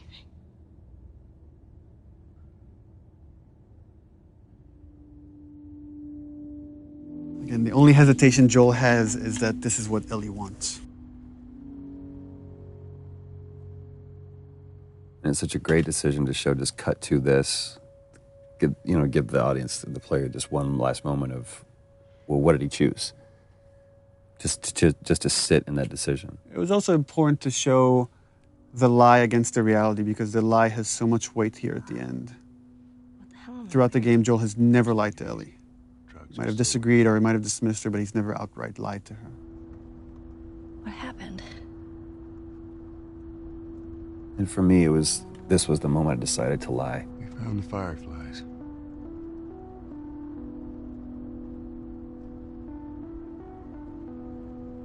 Turns out there's a whole lot more like you, Ellie. People that to me, it hurt to say these things. Ain't done a damn bit of good neither. because once Ellie started believing that I actually had something, that I was someone, you're basically telling Ellie, you're not special, you're not important, and everything you've done was for nothing.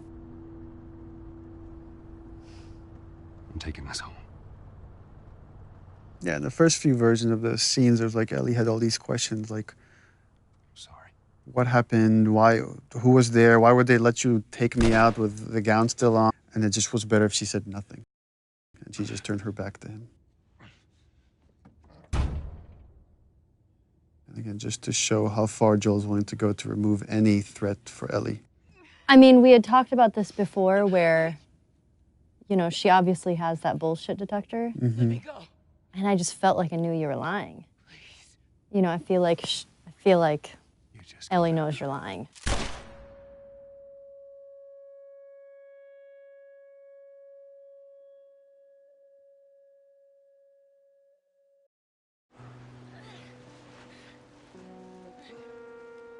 Come on. There we go, the end.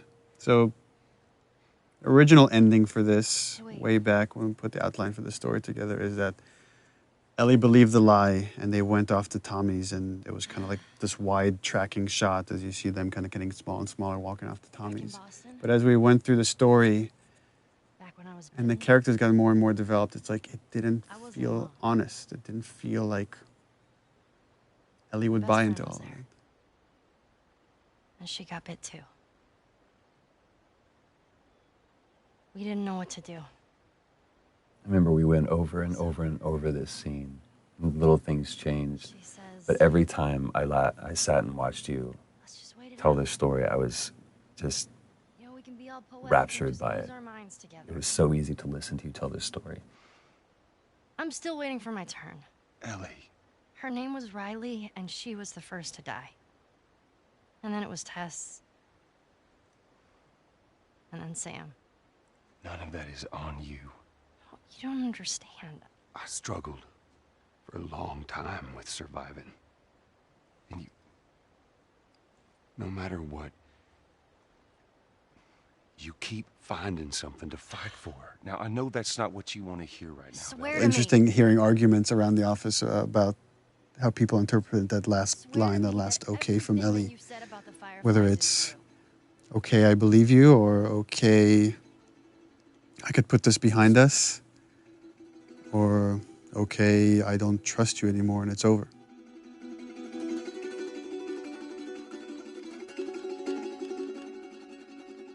Okay.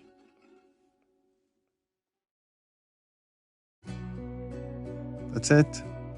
I hope you guys enjoyed this. For some of the scenes, it's the first time we had a chance to take a look at it, and it was interesting to kind of, in retrospect, after everything that we've been through, be able to kind of recall what we were thinking on that day, and then, 2.5 years later, how we feel about these things. It's interesting we're ending this on the credits because there's so many people that have, all these people have put the story together, right? I mean, whether it's artists or programmers, or without all these people, none of this comes through. It doesn't matter how good the story is or the performance is. There's hundreds of hands that this goes through. And it gets different kind of interpretations throughout the way until you end up with the final thing that hopefully you guys enjoyed.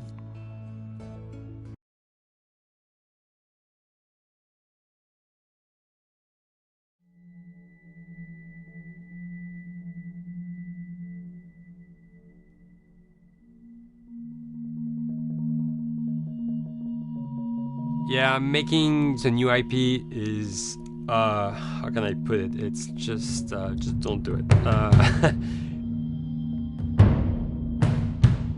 It's insane. I mean, it's a very difficult process. You have more questions than you have answers, especially when you come from you've been making Uncharted 1 and Uncharted 2, just kind of now things are going, you just kind of good momentum, and then suddenly that momentum just drops, it stops.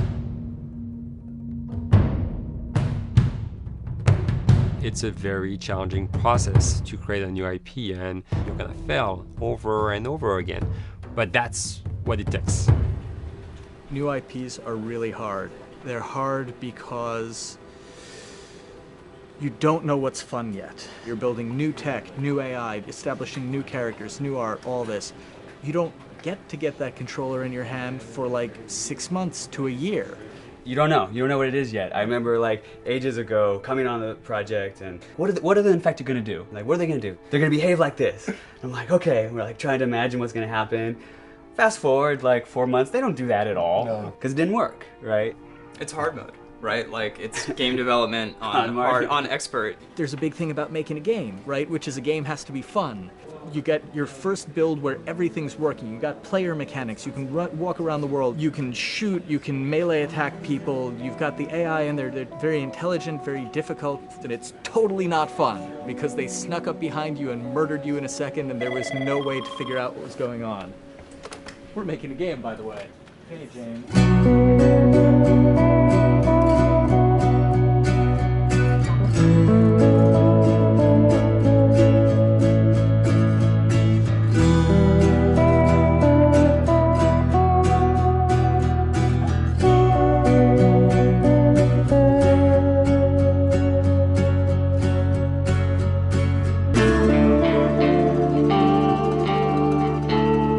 The company has grown quite a bit since I started. I think I was the 12th employee or something back when we got started, but we've tried to stay true to those smaller studio roots. I've been here for 16 years. There's just no reason to leave. I just like the environment here. It's very non-corporate. I think the way we work on Dialogue is kind of special because we don't really like hierarchy or bureaucracy, and no one is really just a manager here. Naughty Dog has a very flat structure. We pretty much all report to the co-presidents and the game directors. I always tell people when we hire them, just like, my job is going to be able to trust you, and that's what I want. I want just to give you something and you go with it, and I know it's going to get done. We believe in iteration, we believe in collaboration, and we believe in the people making the game working directly with each other.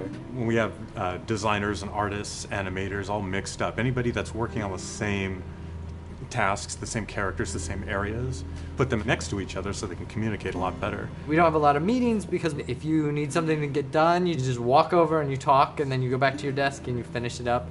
And I really like that. I like when I just walk in the office and I see just designers talking with the programmers or programmers over the animators and talking to them. I think that's when really the magic happens. Naughty Dog, we really try to cultivate a culture where anybody can criticize anybody else's work. And we encourage people to be blunt about it and not try to sugarcoat it too much. It takes fair game. We want everybody to have a voice. We want to cut out all the bullshit if we can, making sure that people are making decisions not based on ego, but what is going to benefit the game. When you see that people trust your opinion and that they value it, it's such a great feeling. You really feel like you're working as a team on a collaborative effort. We want to sort of remember where we came from and you know why we were successful then, and try to continue that success now. We make games. That's what we like to do. Back when Uncharted 2 wrapped up, and we felt that effort would be more justified in developing a new IP.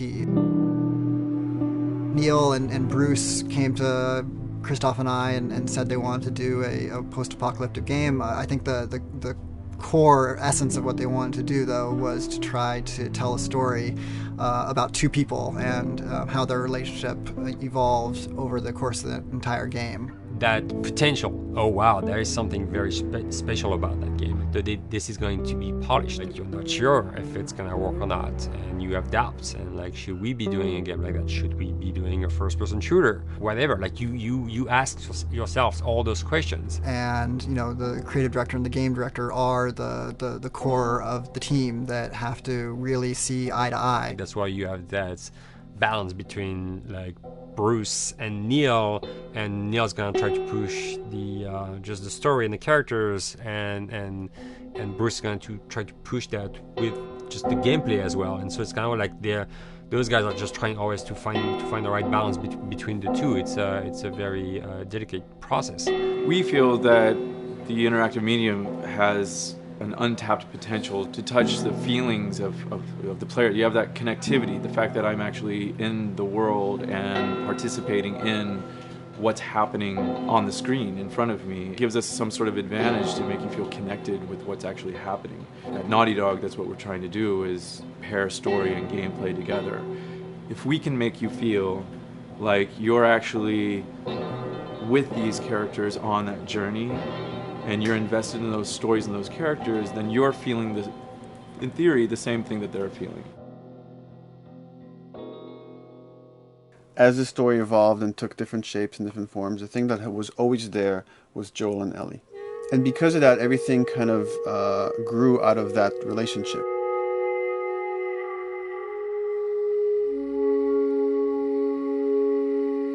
We've seen kind of that role of the anti-hero change, especially over the last 3 to 5 years, to where before it was like, you know, the thick-neck mercenary kind of guy. For this game specifically, for this story, we needed something new.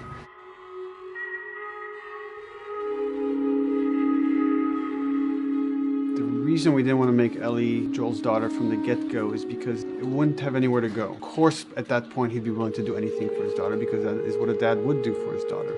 They didn't even know each other at the beginning of the story. Then we start from scratch. It's almost like the player has the same relationship to Ellie as Joel does. And we could take our time to build that relationship between these characters. And if we do it right, then the player will be feeling that same growth that Joel does. And we're kind of mirroring that emotional relationship between the two.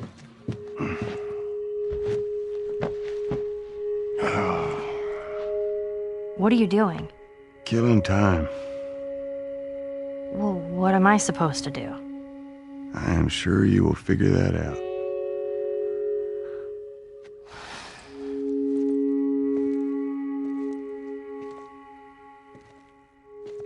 Your watch is broken.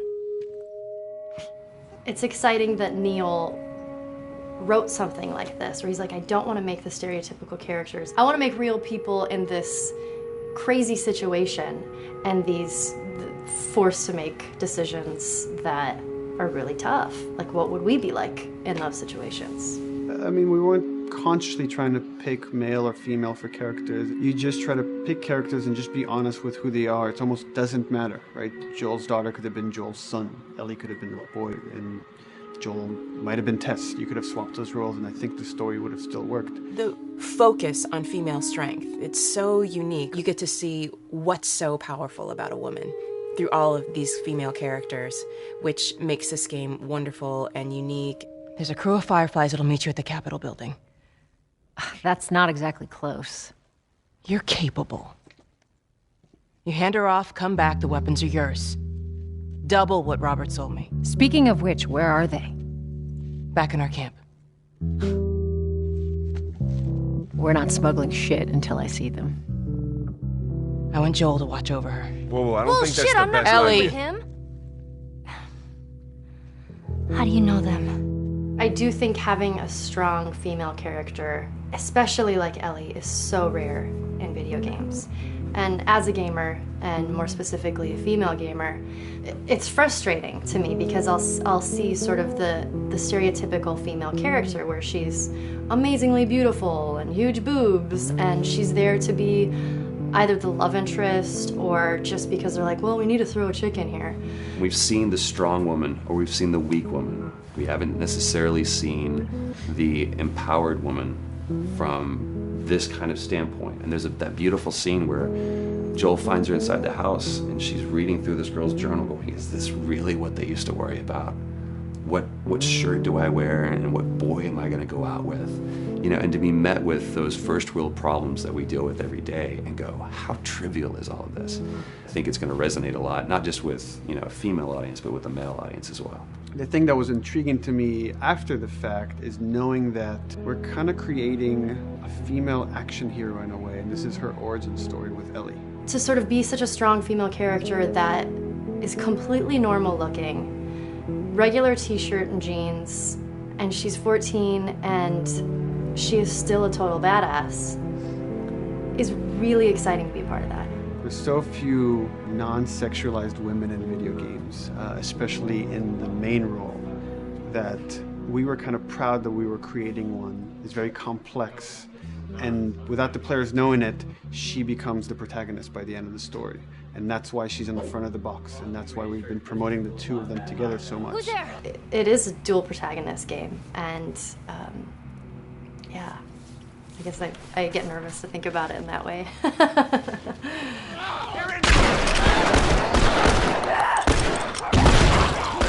We couldn't talk about it. In fact, in interviews we've been lying about it, saying you never play as Ellie because it was so important for that to be a surprise. Sorry, journalists. Here we go.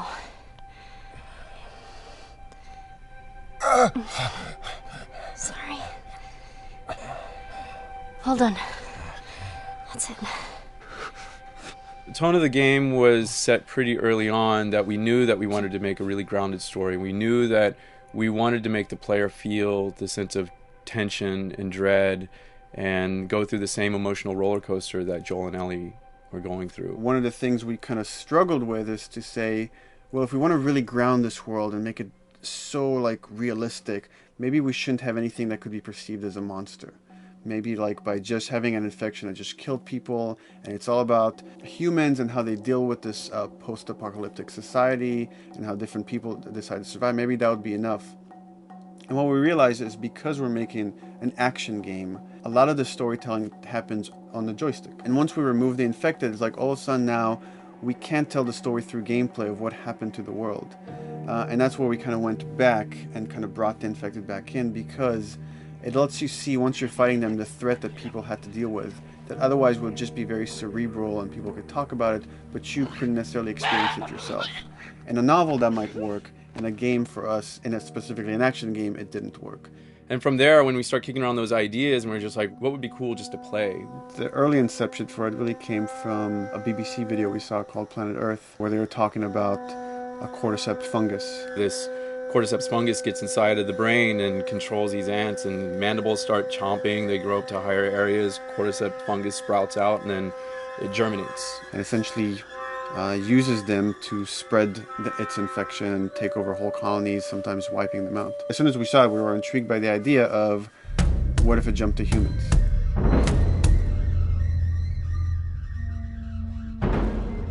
So what would happen? How would people react? What would happen to society? As we're trying to develop the look of the infected, we went through so many different iterations, some that looked really alien and subhuman, some that looked just essentially like zombies, and we couldn't find like an original place for them. But one of our artists just did this kind of photo mashup where he took a bunch of images of diseases or images of fungal overgrowth, and he kind of mashed it all together and he threw it on this person. It was a very iterative process, making sure that the fungus felt properly integrated, like it was part of the body, growing out of the body. And not just fungus growing on the head, but it's tearing the face apart, cleft down the middle, this gaping maw of a mouth with the crooked teeth. And it's in great agony as its humanity and its brain is still somewhat functioning. Maybe you still have some human cognitive abilities or thought process back here. This isn't some decaying corpse on the ground. This is a living thing that's going to be coming after you in the world. The fungus is always the focal point. So you can see from a distance, oh, this guy's infected. I can tell straight away. In fungus, they have these beautiful saturated colors, and we really like that, conscious of this something so horrific that it's going to like stop at nothing, its relentless force of death, and yet elements of it are beautiful. It's not just about gore. It's not just about everything about it being scary, because to us it's actually scarier when things on it are somewhat benign or somewhat beautiful. It was evident that we were onto something that was quite a bit different and something that we hadn't really seen before, which was eerily human but very disturbing. And it seemed so creepy and so unique that right away we gravitated towards it, and it's like, this is our base infected, everything should kind of come out of this look.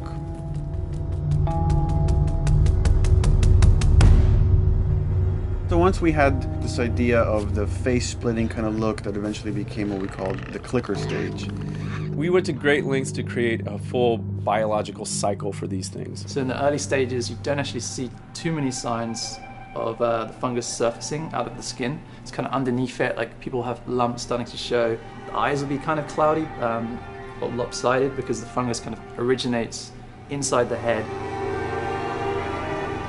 That moves into the next phase, which is the clicking phase. And if they mess with the eyes, we end up saying, well, how do they get around? Oh, echolocation. And they use a form of echolocation to track down their enemies.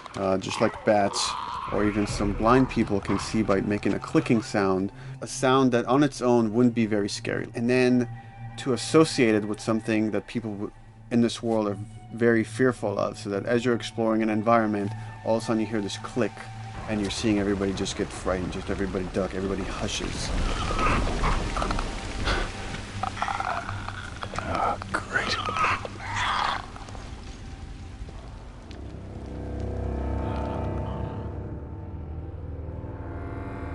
The blow set is the most severe of the stages. So large pieces of the body has been replaced by these kind of fungal plates. The fungus completely takes over the body and blooms. They're kind of covered in things that have been growing on them. Things like moss and like little life on life kind of. What the fuck is that? When an infected feels like it's going to die, it finds like a dark corner and it becomes part of the environment. The human elements aren't there anymore. And then the body is gone. They lay down and sprout and then spew spores. And if people can breathe those spores, they become infected as well. It all had to kind of make sense of how each stage flowed from one to the other.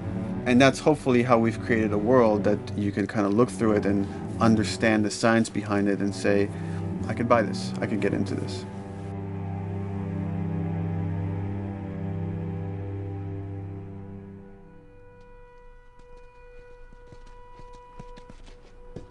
Mandatory evacuation.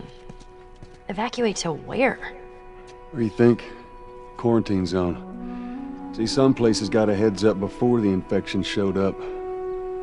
Most didn't. Over the course of Joel and Ellie's journey through this game across America, you find all these different societies, all these different enclaves, and you get to see how do they deal with the infected. Without the manifestation of this infection, you can't have these people making those interesting choices.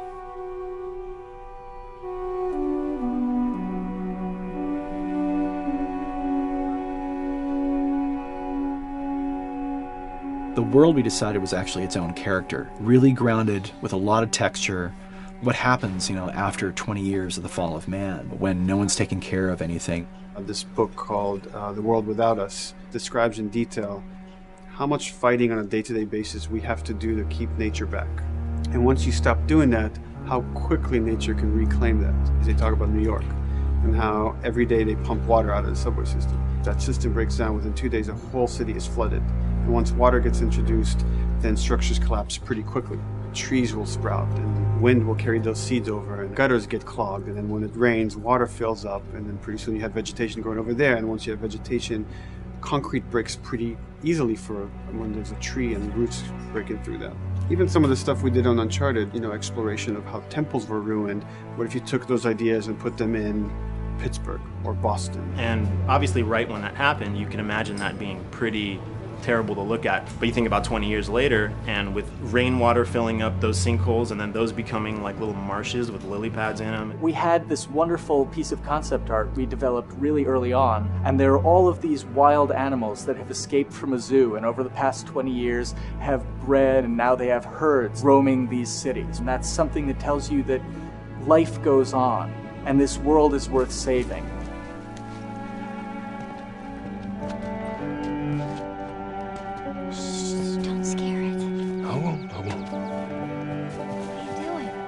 There's something really pretty about nature reclaiming its domain once we are gone. So fucking cool. We have another level of OCD of the logic goes into some of these environments.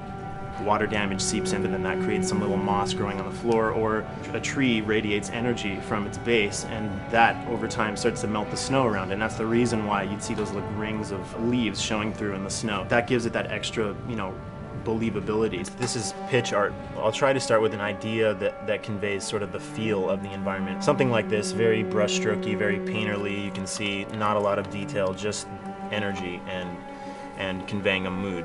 This is sort of just a conversation starter, and then this would be more of an actual space. So you start talking about, is this too tight of a space right here? Would the player even fit through there? Do we even want to include water? Those are conversations you start having a little bit later. And then it usually needs several more passes back and forth in order to be tightened up to be the experience that you would see in the final product. So, dude, I was actually trying to figure out right here, there should probably be some dead foliage. It might be cool to see some of the dead stuff around the edges of the green, or like even spilling out into the street. Maybe what we do is, in some of these areas, we use it as like a transition from the actual concrete to the side of the building, so like they're almost sitting on top of a bed of dead foliage, like that really rich kind of like orangey brown color. Sienna or something would be nice. Something real cheddary.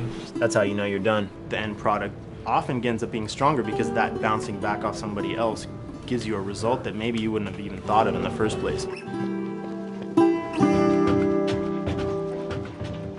All right, here's the bridge. That's our way out of here.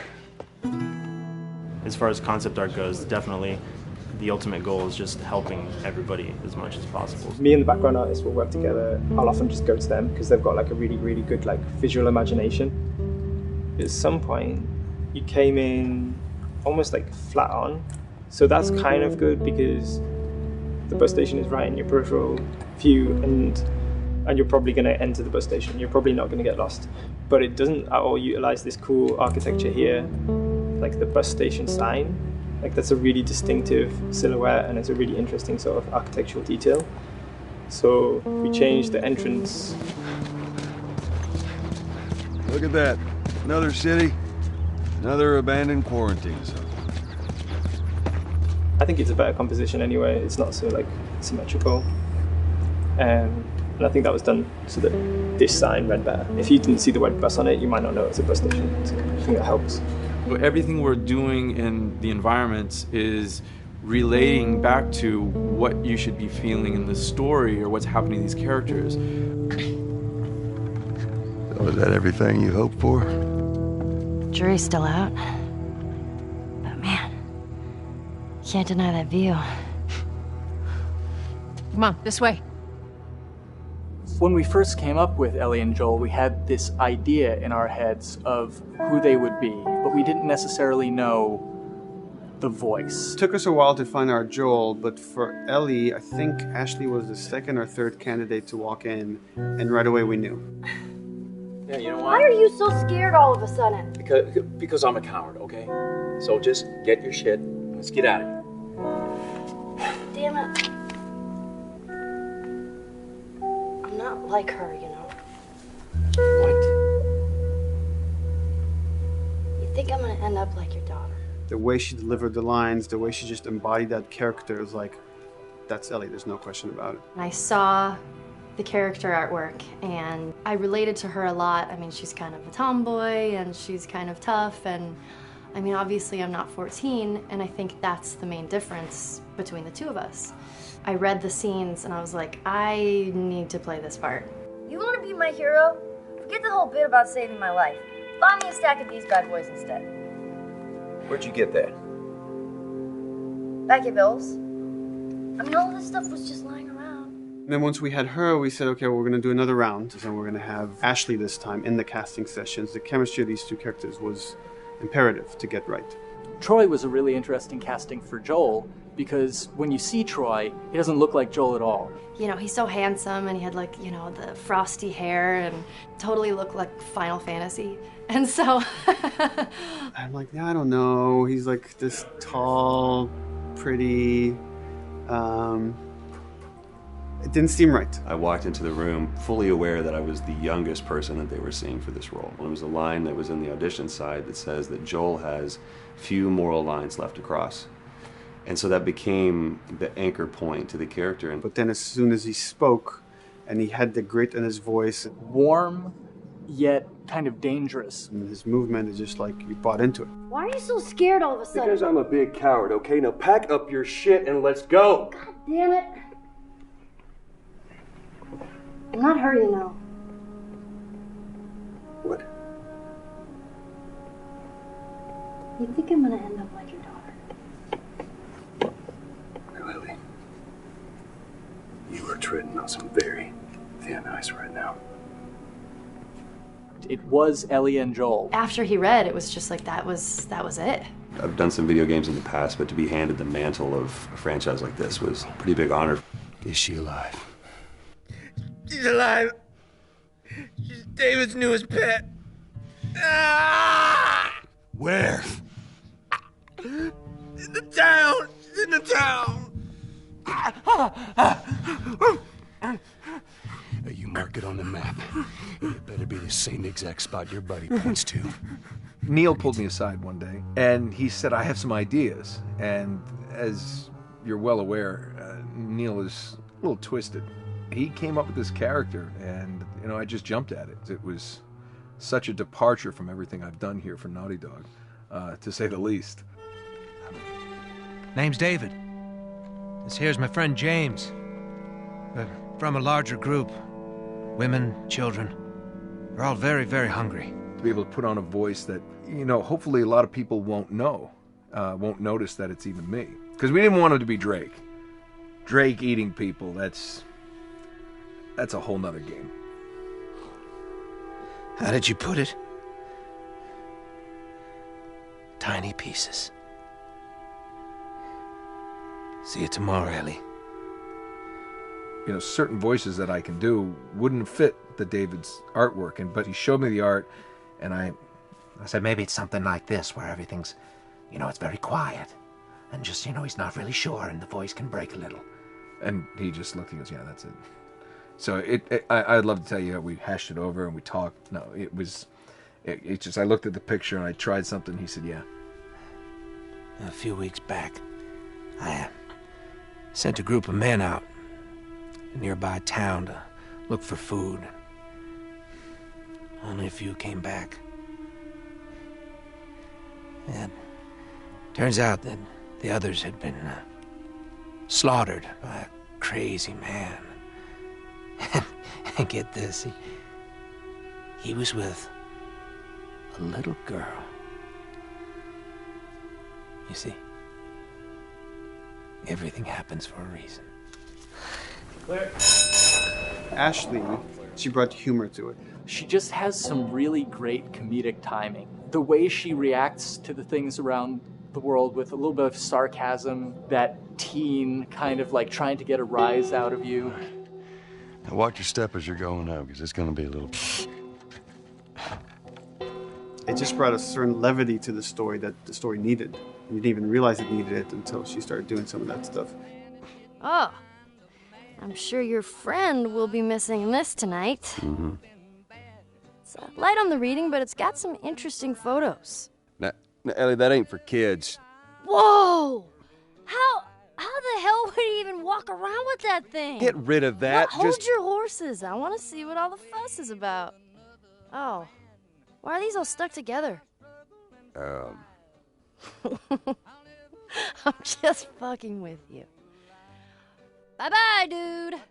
Throughout the course of shooting over these past couple of years, Ellie and I have kind of morphed into each other, which I know sounds so cheesy.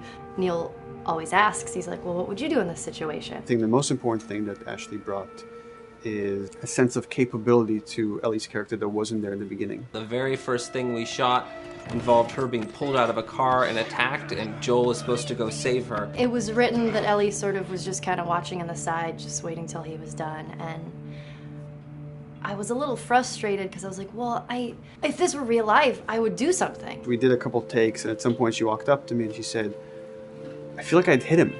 So we added in a part, like, right there off the bat, she's not just this damsel in distress. Right there, she wanted to fight back from her very first day of shooting. We didn't have it right initially. She needs to be more capable than initially we thought she would be, and actually that made us go back and rethink combat and rethink a lot of the areas in the game, and now she was going to take a much more active part.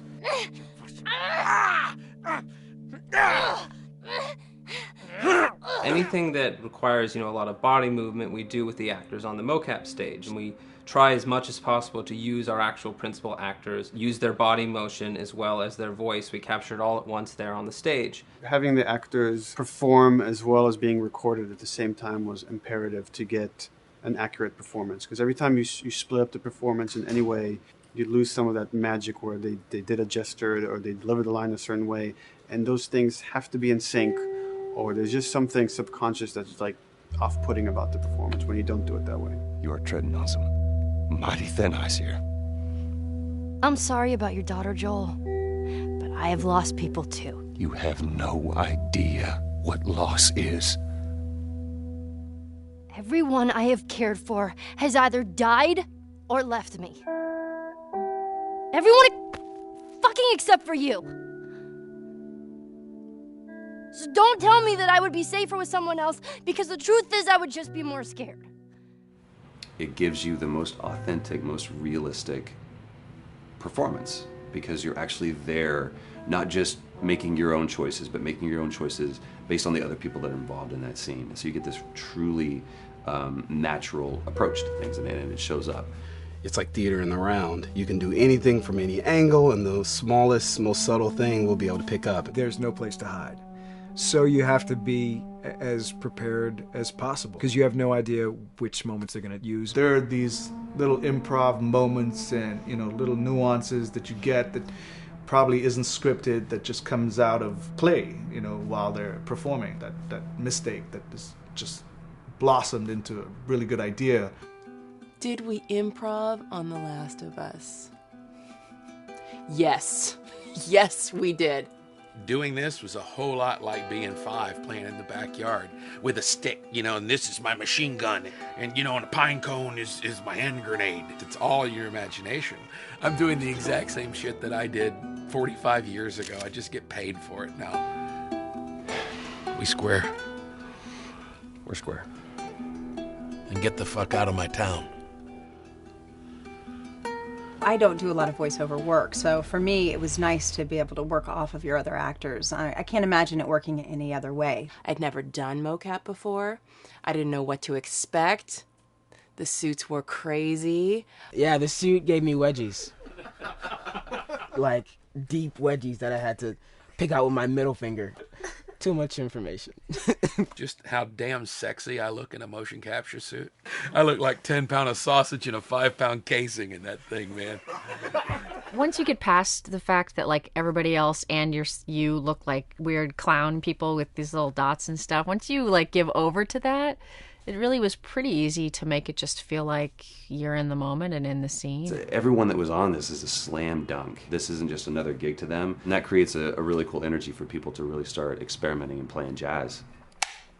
Floor is yours. And action.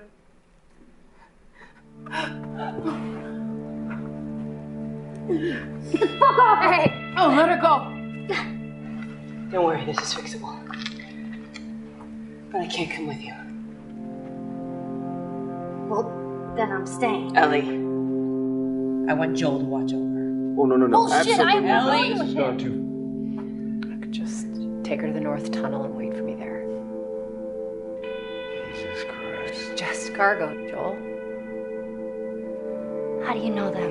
You know, we craft the scene out until it has a good feel, and then we pass it off to animation to clean it up. Real life motions don't necessarily always translate into gameplay. There's something that's usually missing, so we have to, maybe enhance the gesture or enhance the shoulder movements or a breath that you want to be able to feel, but you don't really see it, so you can't really feel it unless you see it.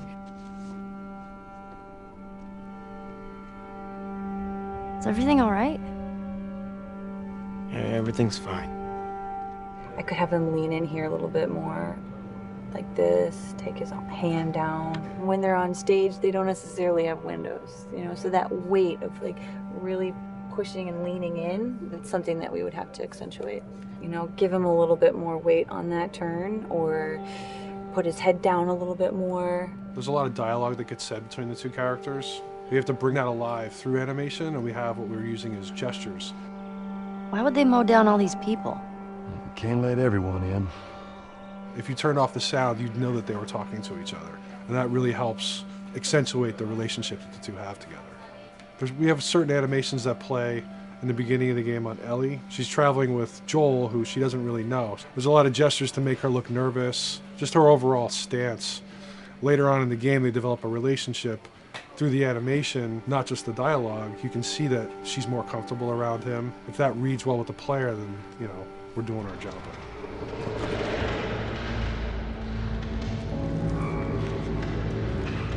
You want her to look scared when she gets a gun. You want her to look scared of the gun.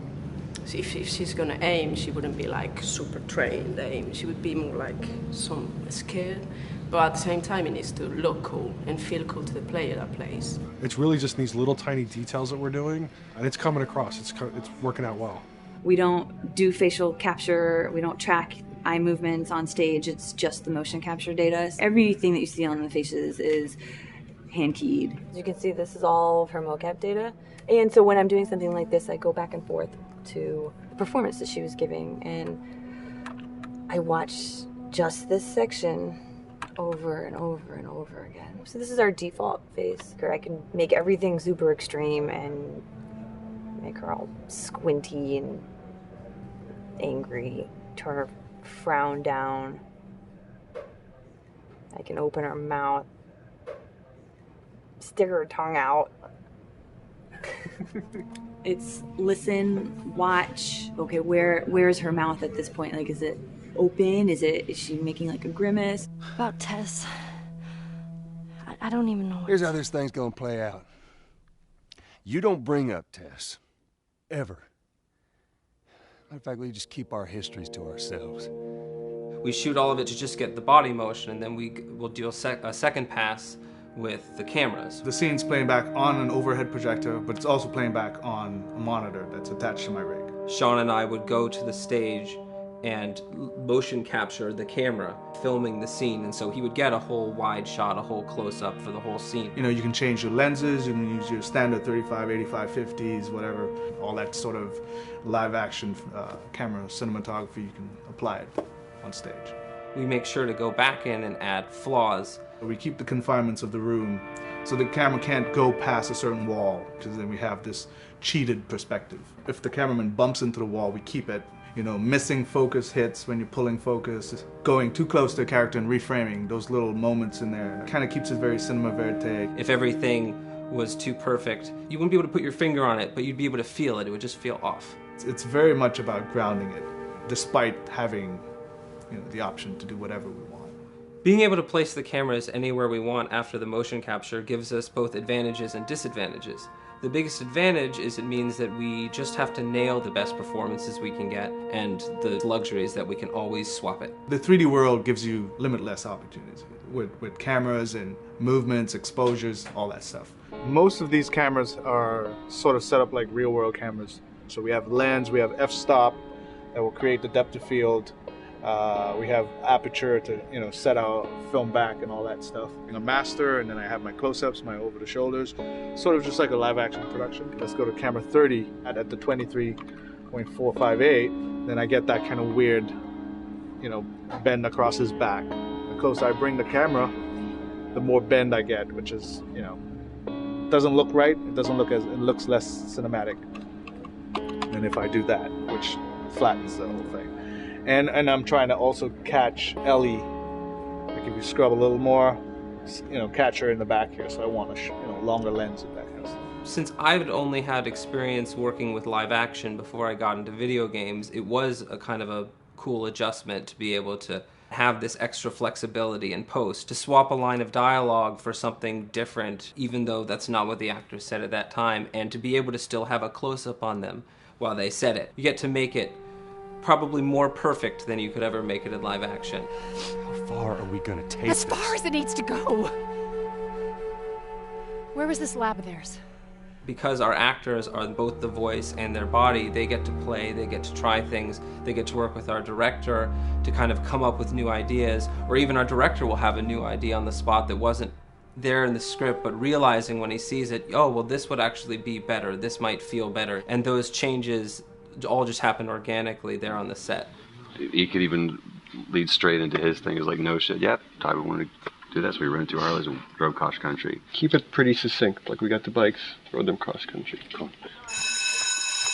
It's shocking to me that this is Neil's first time directing. There was a specific tone and a specific approach that Neil and Bruce wanted to take with this. It just came down to, there's nobody who knows this story better than you, and then there's nobody that knows these characters better than you. Why don't you just do this? He and I actually had a conversation about it. He says, I think I'm going to try this myself, and I'm not sure. Neil was fantastic. The floor is yours. Okay, so remember, you've been running away from this turret-mounted truck. If you come to this dead end, you're going to look up and see a potential way out. And action. Check it out.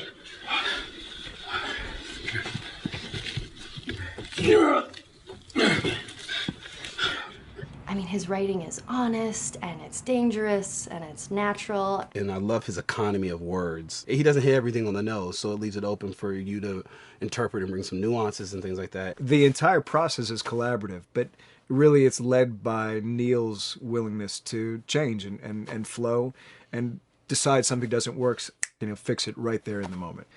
And it is something that's very foreign to the way that TV and film is done now, where everything has been micromanaged by the time you get it to the table read, and no one wants you to change anything, and everything's very precious and has been rewritten with notes from 20 people in suits, and you can't do that just anywhere in entertainment these days. Yeah, I want to make sure. I think I swung too far over to this way, and now it's a little bit of making jokes about it, and I need to bring it back to center a little bit.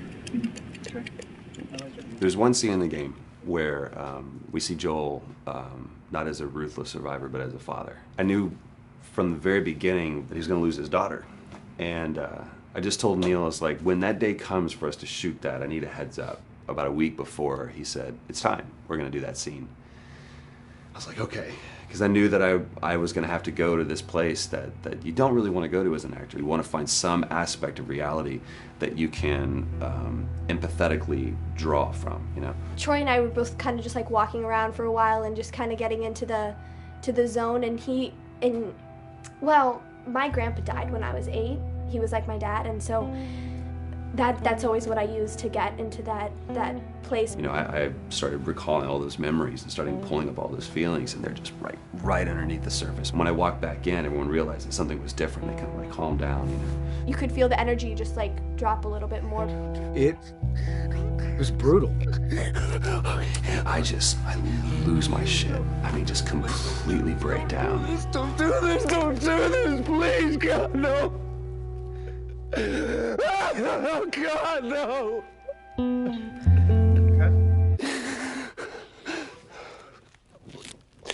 The soundstage was deathly still. It was the first take, and I felt really good about it. And it's like Neil said, okay, let's do it again.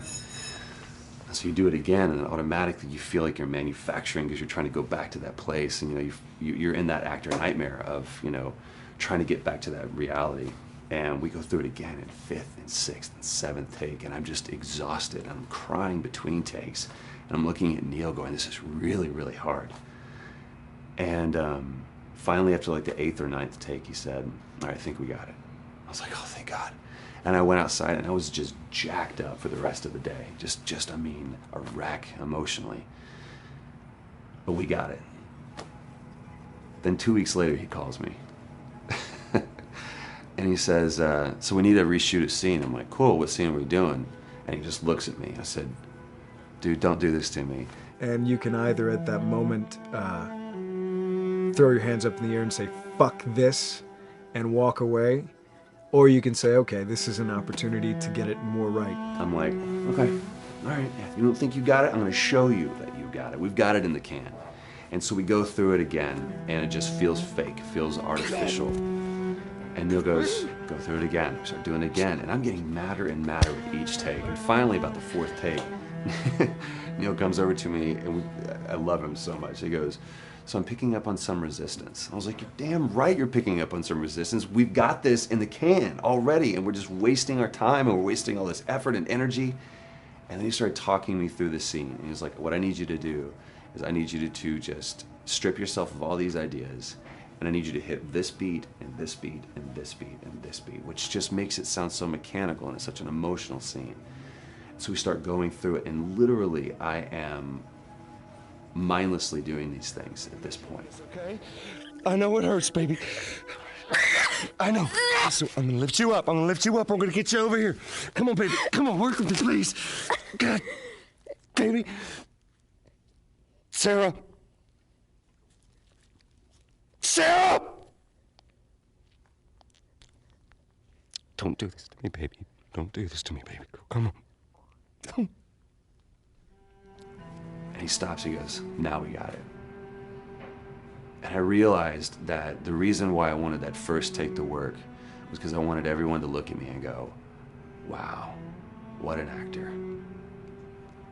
And that's not what the scene needed.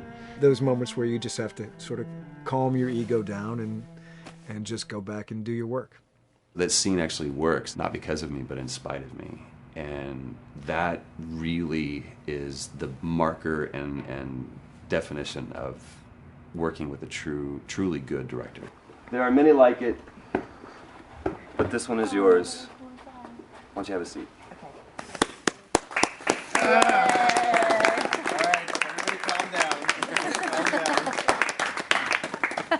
Thanks, guys. It's the director's chair. Working on the project, we knew we wanted to have a pretty minimalist soundtrack. And we had a folder where we just throw music in there. Looked at the folder one day and we saw, we have a lot of stuff here from Gustavo Santaolalla. We're looking for a composer. What if we reached out to him? Oh, no. Sarah. Move your hands, baby. I know, baby, I know. Listen to me, I know this one. You're gonna be okay, baby. Stay with me. I want to pick you up. I know, baby. I know it hurts. Come on, baby. Please. I know, baby. I know. Sarah. Baby.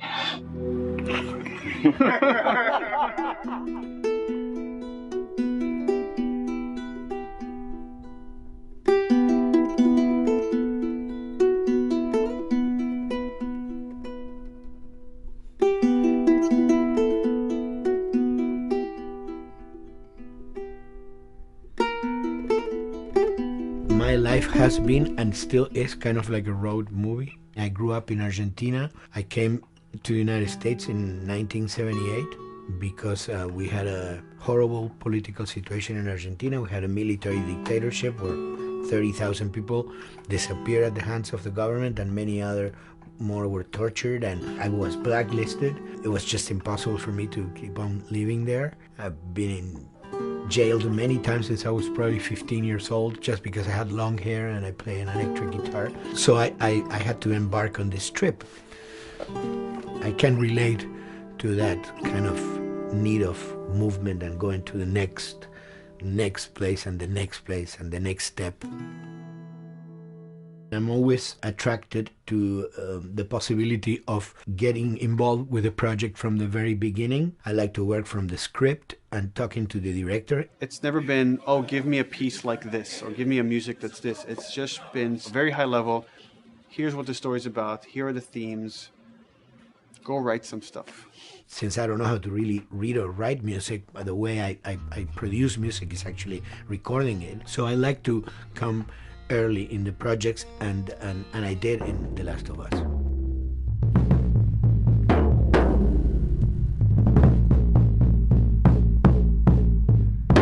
One thing that was fantastic from the very, very beginning was the freedom I had to try and to do whatever I felt could work, you know? As the story was still being written, you could listen to this piece of music and just get a sense of where this needs to go tonally, because the music was still inspiring the story. So that was the great thing of having the music written so far in advance. You know, at the beginning, I was going really out with some things, and sometimes some of those things were the ones that they liked the most, you know? So I really felt very motivated to work, and I enjoyed immensely working. It was this very organic back and forth experience where one element was inspiring the other and vice versa. I needed to go into some more dark places, more textural and not necessarily melodic.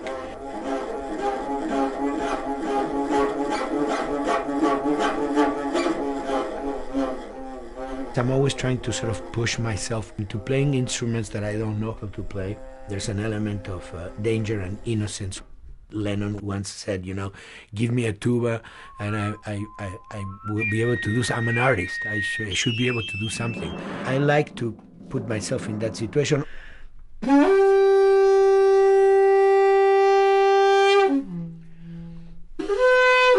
So these are just PVC pipes, the one you use, you know, in construction.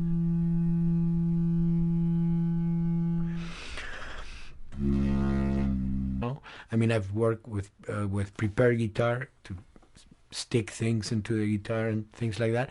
And also in The Last of Us in particular, I work with a detuned guitar. So I really tune the guitar extremely low. And the result is, you know, strings that are very loose and will produce not only sound, but produce noise.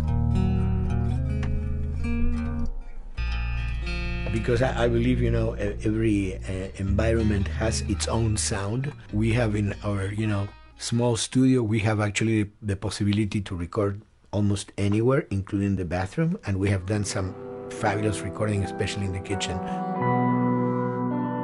When you score to picture, which is something that I don't do, then you know what you're going to expect. But when you provide people with music, like I've done in all the films that I've done, and then you see it, how the director decided to use that, you know, in what particular way he uses or where they edit it. It's always fascinating to me. I watch a scene and I'm going, you know, it's fantastic how they use this piece. I would have never, of all the music that I've done, probably I would have never used this piece there, but it works, you know, great. So I like that feeling of a collaboration.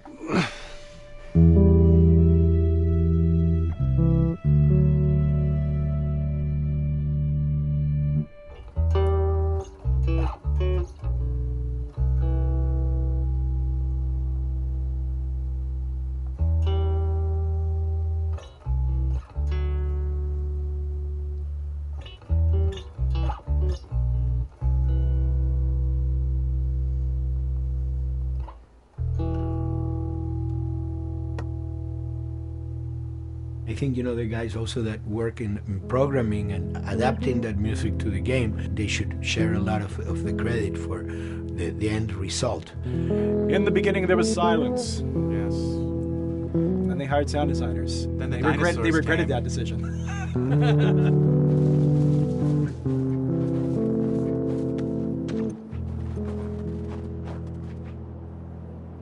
Hold it steady. Ha! Got you! In a much quieter environment like that, we really had to fill out the soundscape with much more natural sounds, much more detailed, delicate sounds. The tension comes from the lack of sound, in a way. Your brain is thrown off because where I expect to hear buses and crowds, all of a sudden I hear wind and leaves rustling. Again, it's creepy and beautiful at the same time because it's almost like I'm going on a hike, but I'm in a downtown area.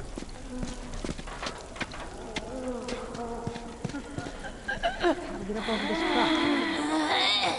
Let's see what we can find. So Neil, I mean, we were going through the iterations, so he just did not want, like, yells and screeches and what he called, like, you know, kind of witchy qualities, Right. the cackling witch. He didn't want anything like that. It was a little bit of a head scratcher to figure out, okay, how do we make it sound human but not human? Yeah. We really did not want to use any animals. We wanted these all to be human. Derek and I basically decided to hire a couple of voice actors who did some interesting work vocally to see if they could come up with something. And we worked with this girl, Misty Lee. She started giving us these really great screeches. And that's no process. Yeah, that's just her voice. And it started going into this little click. We also used a little bit of Phil's voice.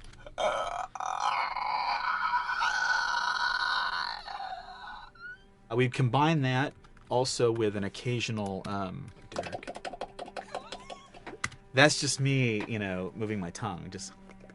And what that kind of did was it sort of grounded it all, like maybe in the mouth area, the wetness, all that kind of stuff. And it adds a nice texture, actually. This is a composite of all the bits I just told you about.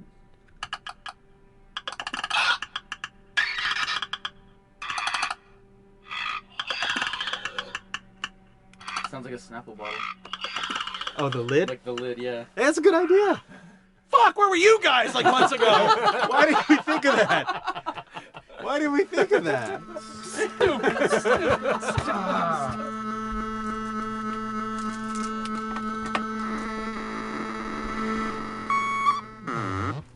Viewers at home, you're probably wondering what this is. Let me tell you. About 10 years ago, I saw this Synthie A suitcase synth. I wanted to get one. This finally arrived in January, just in time to start using. I thought, well, what can I do with this?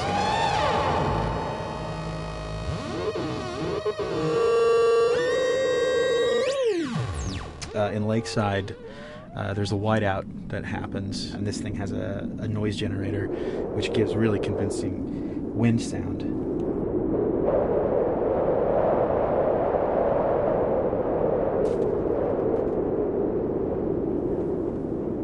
The military still has technology. There's sirens and alarms, so I wanted to try some new concepts.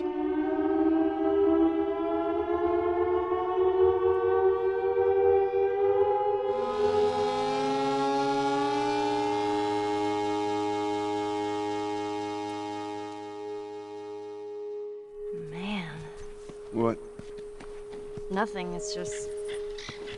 I've never seen anything like this, that's all. You mean the woods? Yeah. Never walked in the woods. It's kind of cool.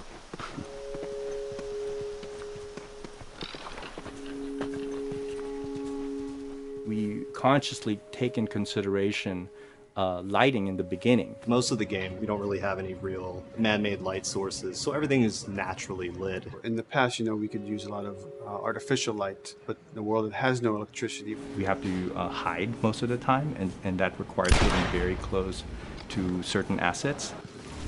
Just stay back.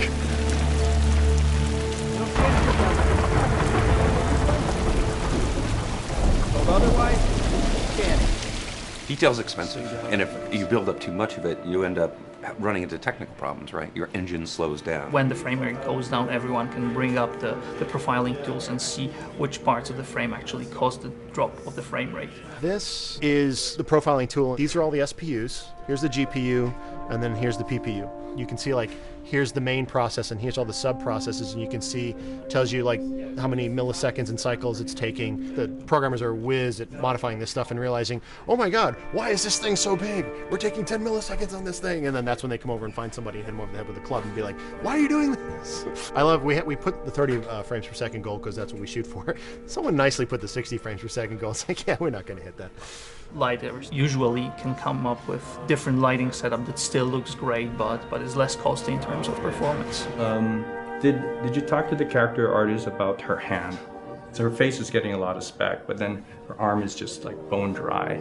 You think something we can tweak in shader? We'll have to send back to character team Michael to take a look. I can play with the lights and see if that's creates more spec. Yeah. I've never ever focused so much on lighting and how much sensitivity there is to that here. One of the first lighting scenarios I had to do was 7 a.m. overcast, and I'd wake up early and take photos with my phone. What color are the shadows? What color is the light?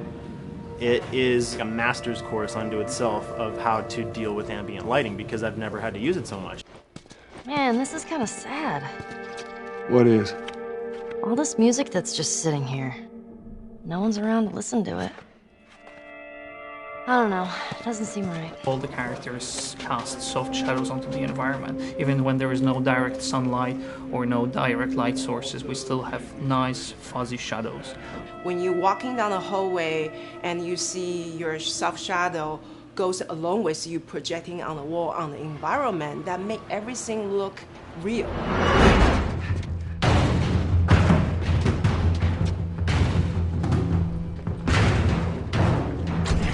Follow me through here. Okay. The flashlight brought a whole new spin on it. So some of the environments end up being really, really dark, and you need the flashlight to get around. Give me your hand. We want to have the environment be really dark, but also at the same time have colorful surfaces that are sort of hidden, so when a flashlight hits one of those, it bounces off onto the ceiling. If you shine a light on a red wall, it will bounce the red lighting on the whole environment. And it's very difficult to do, very expensive, but we did it. Everything should have a bounce lighting. Otherwise, the world is gonna feel dry and unrealistic.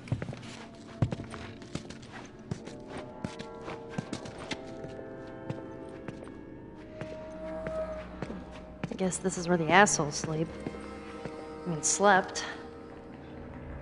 This engine is really driven in a way towards a very high level of cinematic control over each frame. And hopefully, if we achieve our goal, you'll see it is beautiful. There are these truly beautiful moments amid all this chaos and destruction. Yeah, once we're done with this whole thing, I'm gonna teach you how to play guitar. What do you say, huh? Ellie, come on.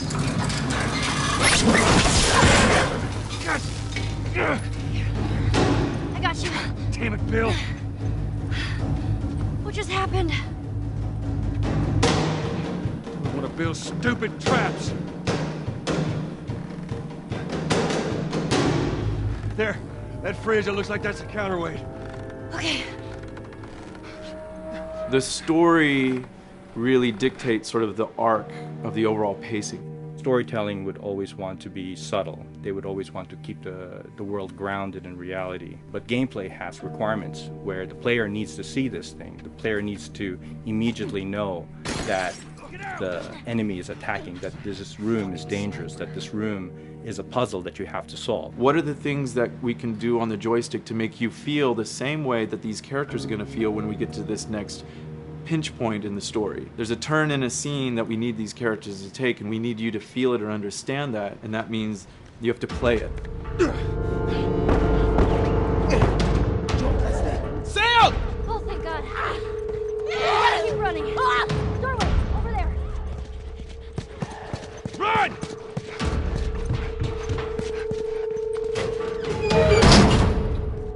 We really want to make sure that there's that contrast between the negative space and then the high tension spikes.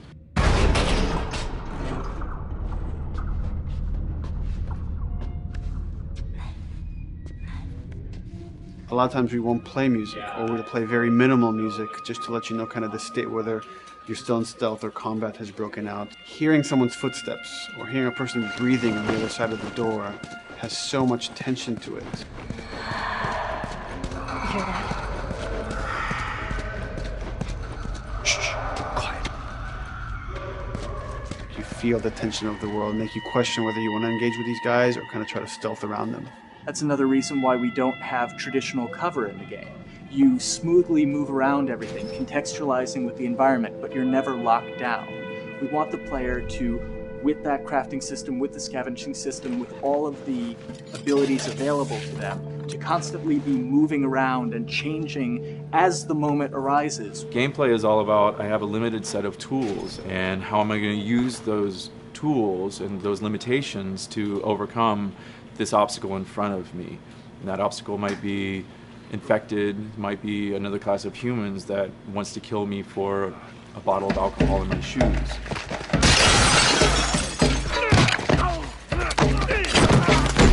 It was important for us that we don't underplay the violence, because then the threat doesn't seem as real.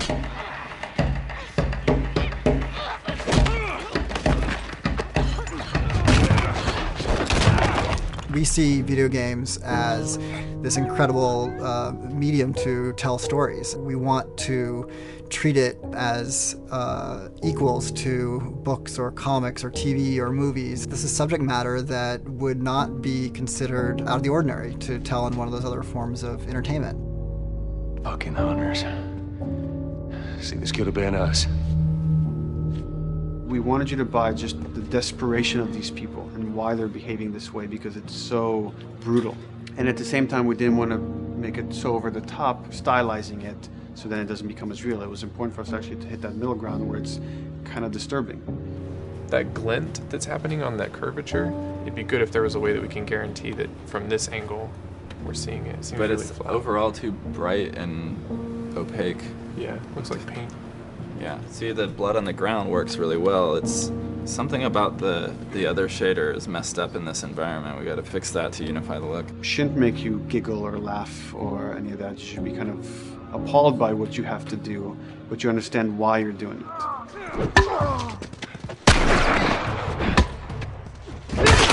You want to feel each hit. You want to feel each concussive strike. Lives are at stake. You want a death animation to have impactful performance, not just have a guy keel over in a ragdoll.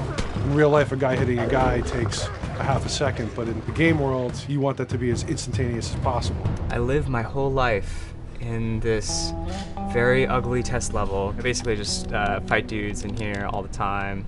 Almost every move is divided between like an intro and a swing. And one of the many things I have to end up doing is like counting frames and being like, okay, on frame 18, I want you to get out of here. I want you to be able to start moving. Every hit reaction that an NPC plays, they are not necessarily in the correct pose. When you strike them the next time, we just pop them with a 0 frame animation change, which is usually kind of a no-no, you know what I mean? Normally you want characters to blend smoothly and realistically into animations.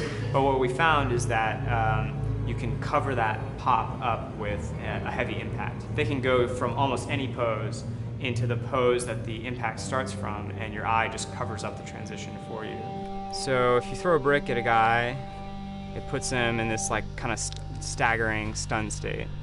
And that changes the moves that you do when you come up and punch him. So now I'm gonna come up and punch him, and now when you're punching him, because you've hit him down, you get this like auto aim moment where you get like a free headshot. I try to make it so that, you know, if you kind of know what you're doing, that you can set yourself up for 1 + 2 = 3.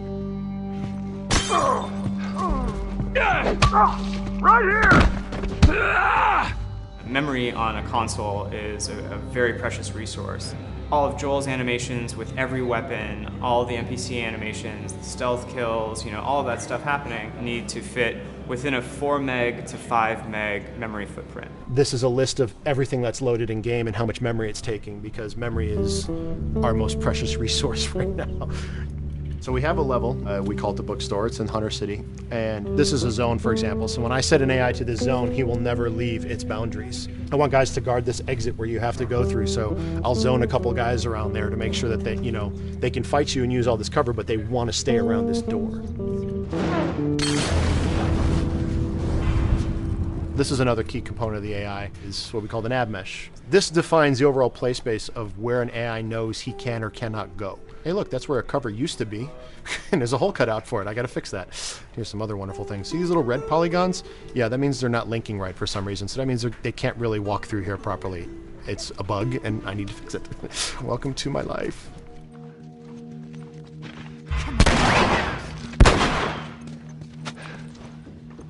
Hey!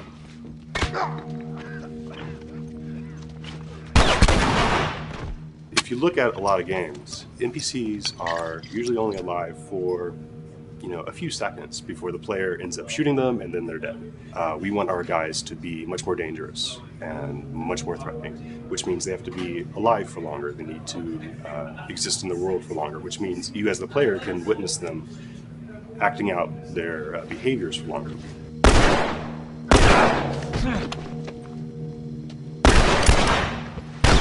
So we've been working really hard on our AI systems. Back of the box, biggest bullet is going to be like AI.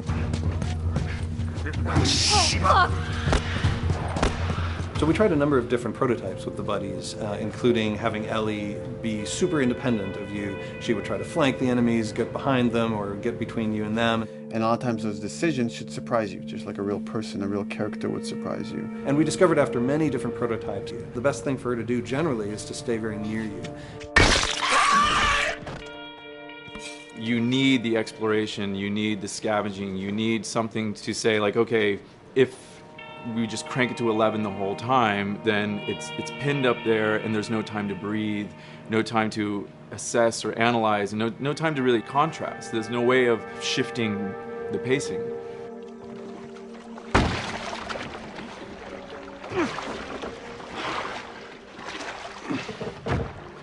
Puzzles are really weird, especially like Naughty Dog puzzles. I think they're very simple and satisfying. Most of this puzzle is strict exploration. You can see the ladder here, you can see the pallet there, you can see a clear route up to the ladder. So you're like, okay, maybe I have to get Ellie to the pallet, push the pallet over to this side, and like Ellie will climb up and lower the ladder.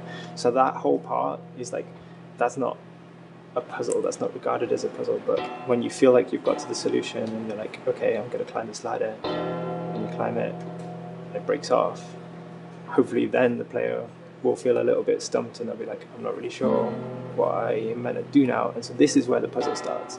Hopefully at this point, like all of the elements that the player needs to solve the puzzle are very familiar to them because they've been through the previous exploration beats. They're improvising with elements that are at their disposal. That's a really sort of like strong theme throughout like The Last of Us. So if you're a survivor, you'll take whatever tools you're given and you'll use them in like creative ways to survive.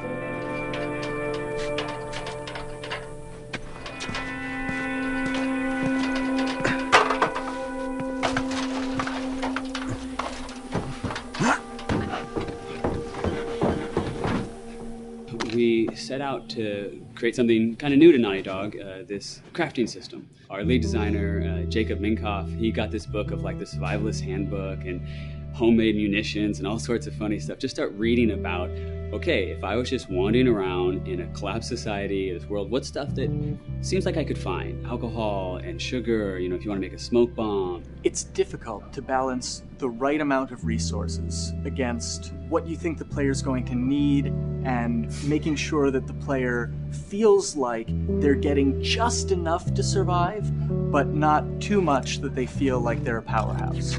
We wanted you to be forced to make some choices in the world that showed how depleted the resources were. So if there's a particular point in the story where the characters are having a particularly difficult time surviving, then we want you as the player to be finding fewer items, farther apart, harder to survive. We will item starve you at the same time that those characters are feeling starved and worn out. Then you expose something to them. Oh, here's a cache, and if I can just get into that cache. Oh, look, there's a wealth of things in here. God, I was so worried. My health was low. If I had run into a combat, because it's always that thing in your head, it's that Hitchcockian thing about the danger that you see is less meaningful than the danger that's in your head.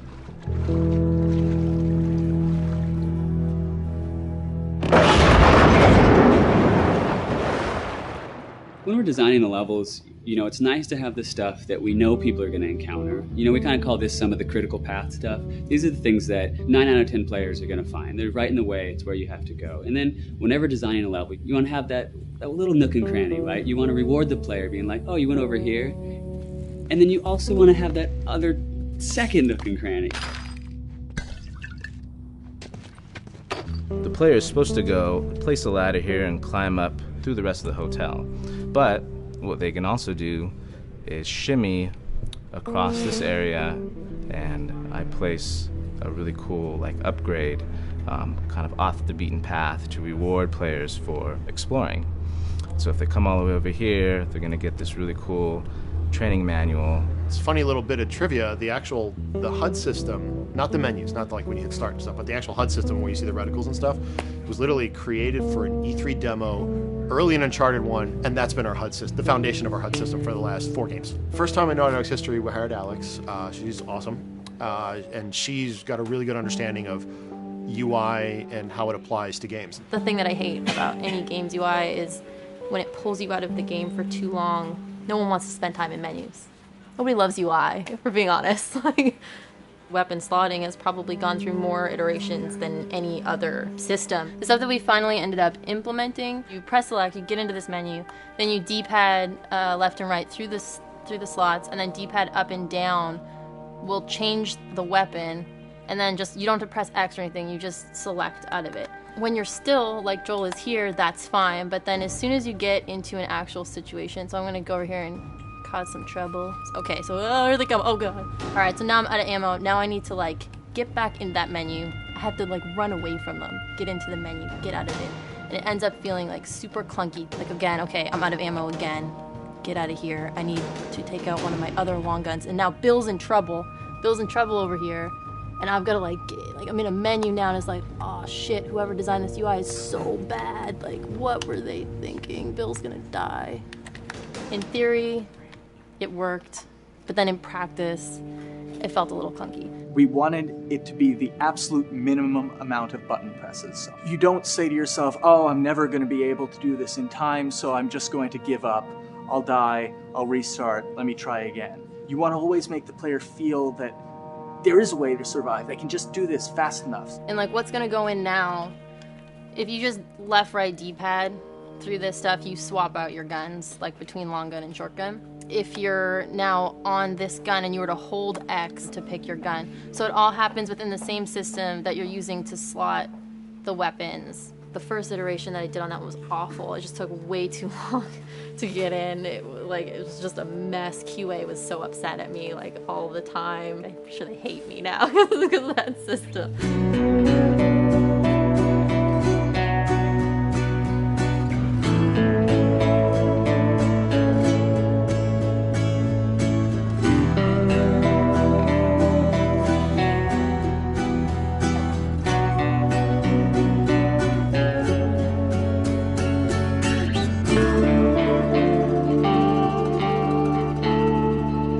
I think the way the industry is kind of maturing and changing in general, you're seeing a lot more focus and importance on refinement and polish. So having internal QA really helps.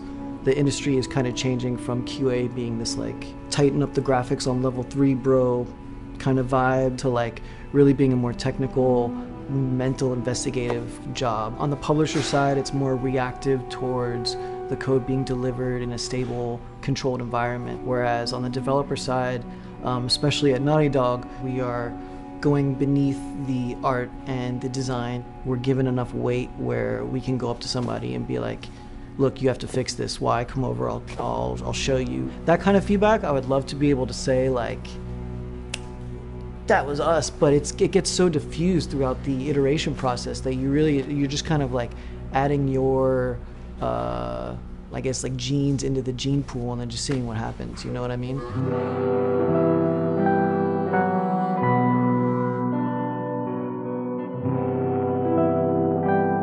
Everyone's working all the time now.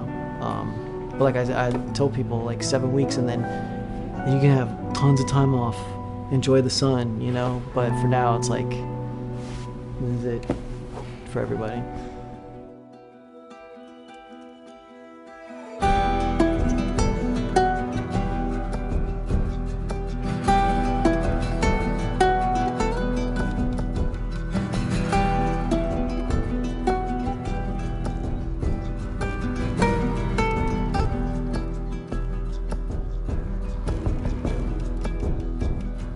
Crunching is part of making games. I feel it's human nature, right? If I'm gonna have a guest at home that's gonna come for a couple of weeks, I'm probably gonna clean their room just the day before they arrive, right? And I think it's the same thing. It's just like everything comes together at the end. I personally enjoy Crunch. I think you get this like absolute laser focus because it has to come together. There's a camaraderie that also comes There's a camaraderie, totally, yeah. The vibe is everywhere, you know what I mean? Everyone's kind of like giving it 150% at this point. We're getting there, right? You start to get these glimmers, and I don't think anyone who doesn't make games realizes how late in the process you get those glimmers. 1 week before we shipped that press demo, we're all like, this kind of sucks. What's going on here? It's like, we need to dig down and find this. And in 1 week, the fun came together. Like you're shooting at a guy and then somebody flanks you and you hit him and you avoid the other guy who's shooting you and then you flank and go behind cover and you're like, oh, that 5 seconds in that 15-hour game was really, really fun. How do we make that 5 seconds happen thousands more times? My favorite video game is making video games. It is as challenging and as complex and as interesting. If we had to like try all the things that didn't work, what's hard about Crunch? It's like marching through that swamp of it not working. I mean, nothing's ever really final because you can always make something better. Always. So we're constantly changing and constantly reiterating and trying to make it better and better and better pretty much until we ship. As an artist, you're never really happy with your work. You could be given like 100 years to work on something, you'll still find things to nitpick and things to fix. Yeah, you can work on the game for 10 years and you'll still be crunching at the end. So it's like, okay.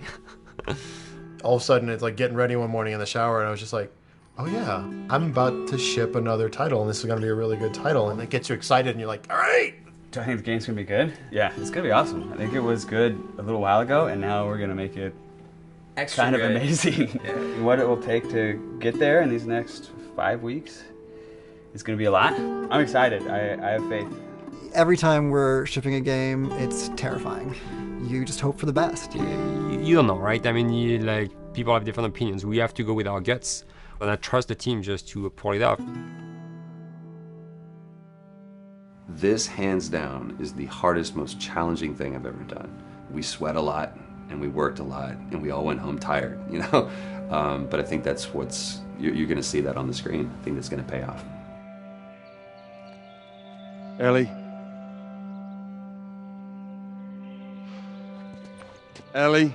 What? The ladder. Come on. Right. After David, Ellie's visibly distant. You could have done a cutscene to show, hey, you're being very distant, and she's not responding, but to also do that in gameplay to where it's something that you've done just countless times throughout the game with, you know, let me boost you up here, get the ladder, bring it down so we can do this systemic thing, and the character responds with that, and you have to actually go over to her and go, hey, come on, the ladder, we've done this, let's do this. It's a subtle choice. Like Bruce and I talked in the beginning, is like we have these mechanics, how can we exploit them in a narrative sense? And that's one of those opportunities. I just think it's incredible that happens in-game. It's not a cinematic, you know, it's something that adds weight to that controller when they're playing. Wow, so good! Let's go eat. Let's go eat.